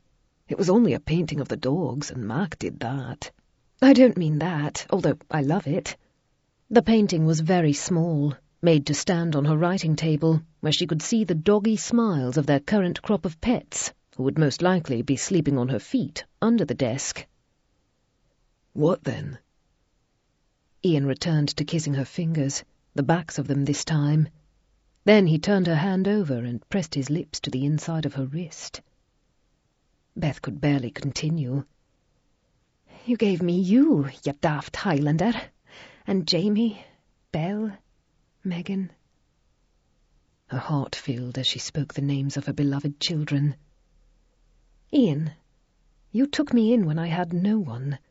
Now I'm surrounded by this wonderful family, and I have you all to myself." I am the luckiest woman on earth." Ian lifted his head again, his eyes filled with desire, Ian no longer interested in conversation. He snaked one arm around Beth and drew her against his delightful body. "You are lucky. I am the one who is lucky, my Beth. I saw you at the theatre. I sat next to you. I met you. I told you exactly what I wanted, and instead of running away, you gave me your beautiful smile. I thought an angel had come to rescue me from all that was darkness. And you did. So wear the damned necklace." Ian rarely spoke so heatedly or made such a long speech. Beth couldn't stop her smile, the same one she couldn't hold back when he'd told her bluntly that faraway day that he wanted to marry her so he could bed her. "I love you, Ian MacKenzie," she said. "All the words in the world can't convey how much." Ian cupped her cheek and brushed a lingering kiss to her lips. "You'll wear it then?" "And I love your stubborn single-mindedness. Yes, I'll wear the necklace until after Hogmanay, when it goes back to the museum." Ian never gloated when he won. He only gave her a triumphant smile and lifted Beth into his arms, cradling her while he carried her across the chamber. He laid her down on the bed where they'd spent so many nights and had conceived at least one of their children. Beth helped Ian with her many buttons, letting him pull and tear her clothes away. A night on the cliff-top hadn't diminished his strength. Ian showed her his single-mindedness again when he clicked the necklace around her throat. He leaned to kiss her breasts, his mouth warming the jewels and her skin. When he lifted his head, all his love shone in his golden eyes, brighter than the Christmas sunshine. "I love you, my Beth. You are the greatest gift the world has given me. I can only try to thank you like this." He touched the necklace, the priceless thing that he'd gone to such trouble to find. Beth touched his face. Every year her love for this man grew in strength, until she wasn't sure her heart could bear it. "You don't know your own worth, Ian, but I do." She drew him to her. "I do."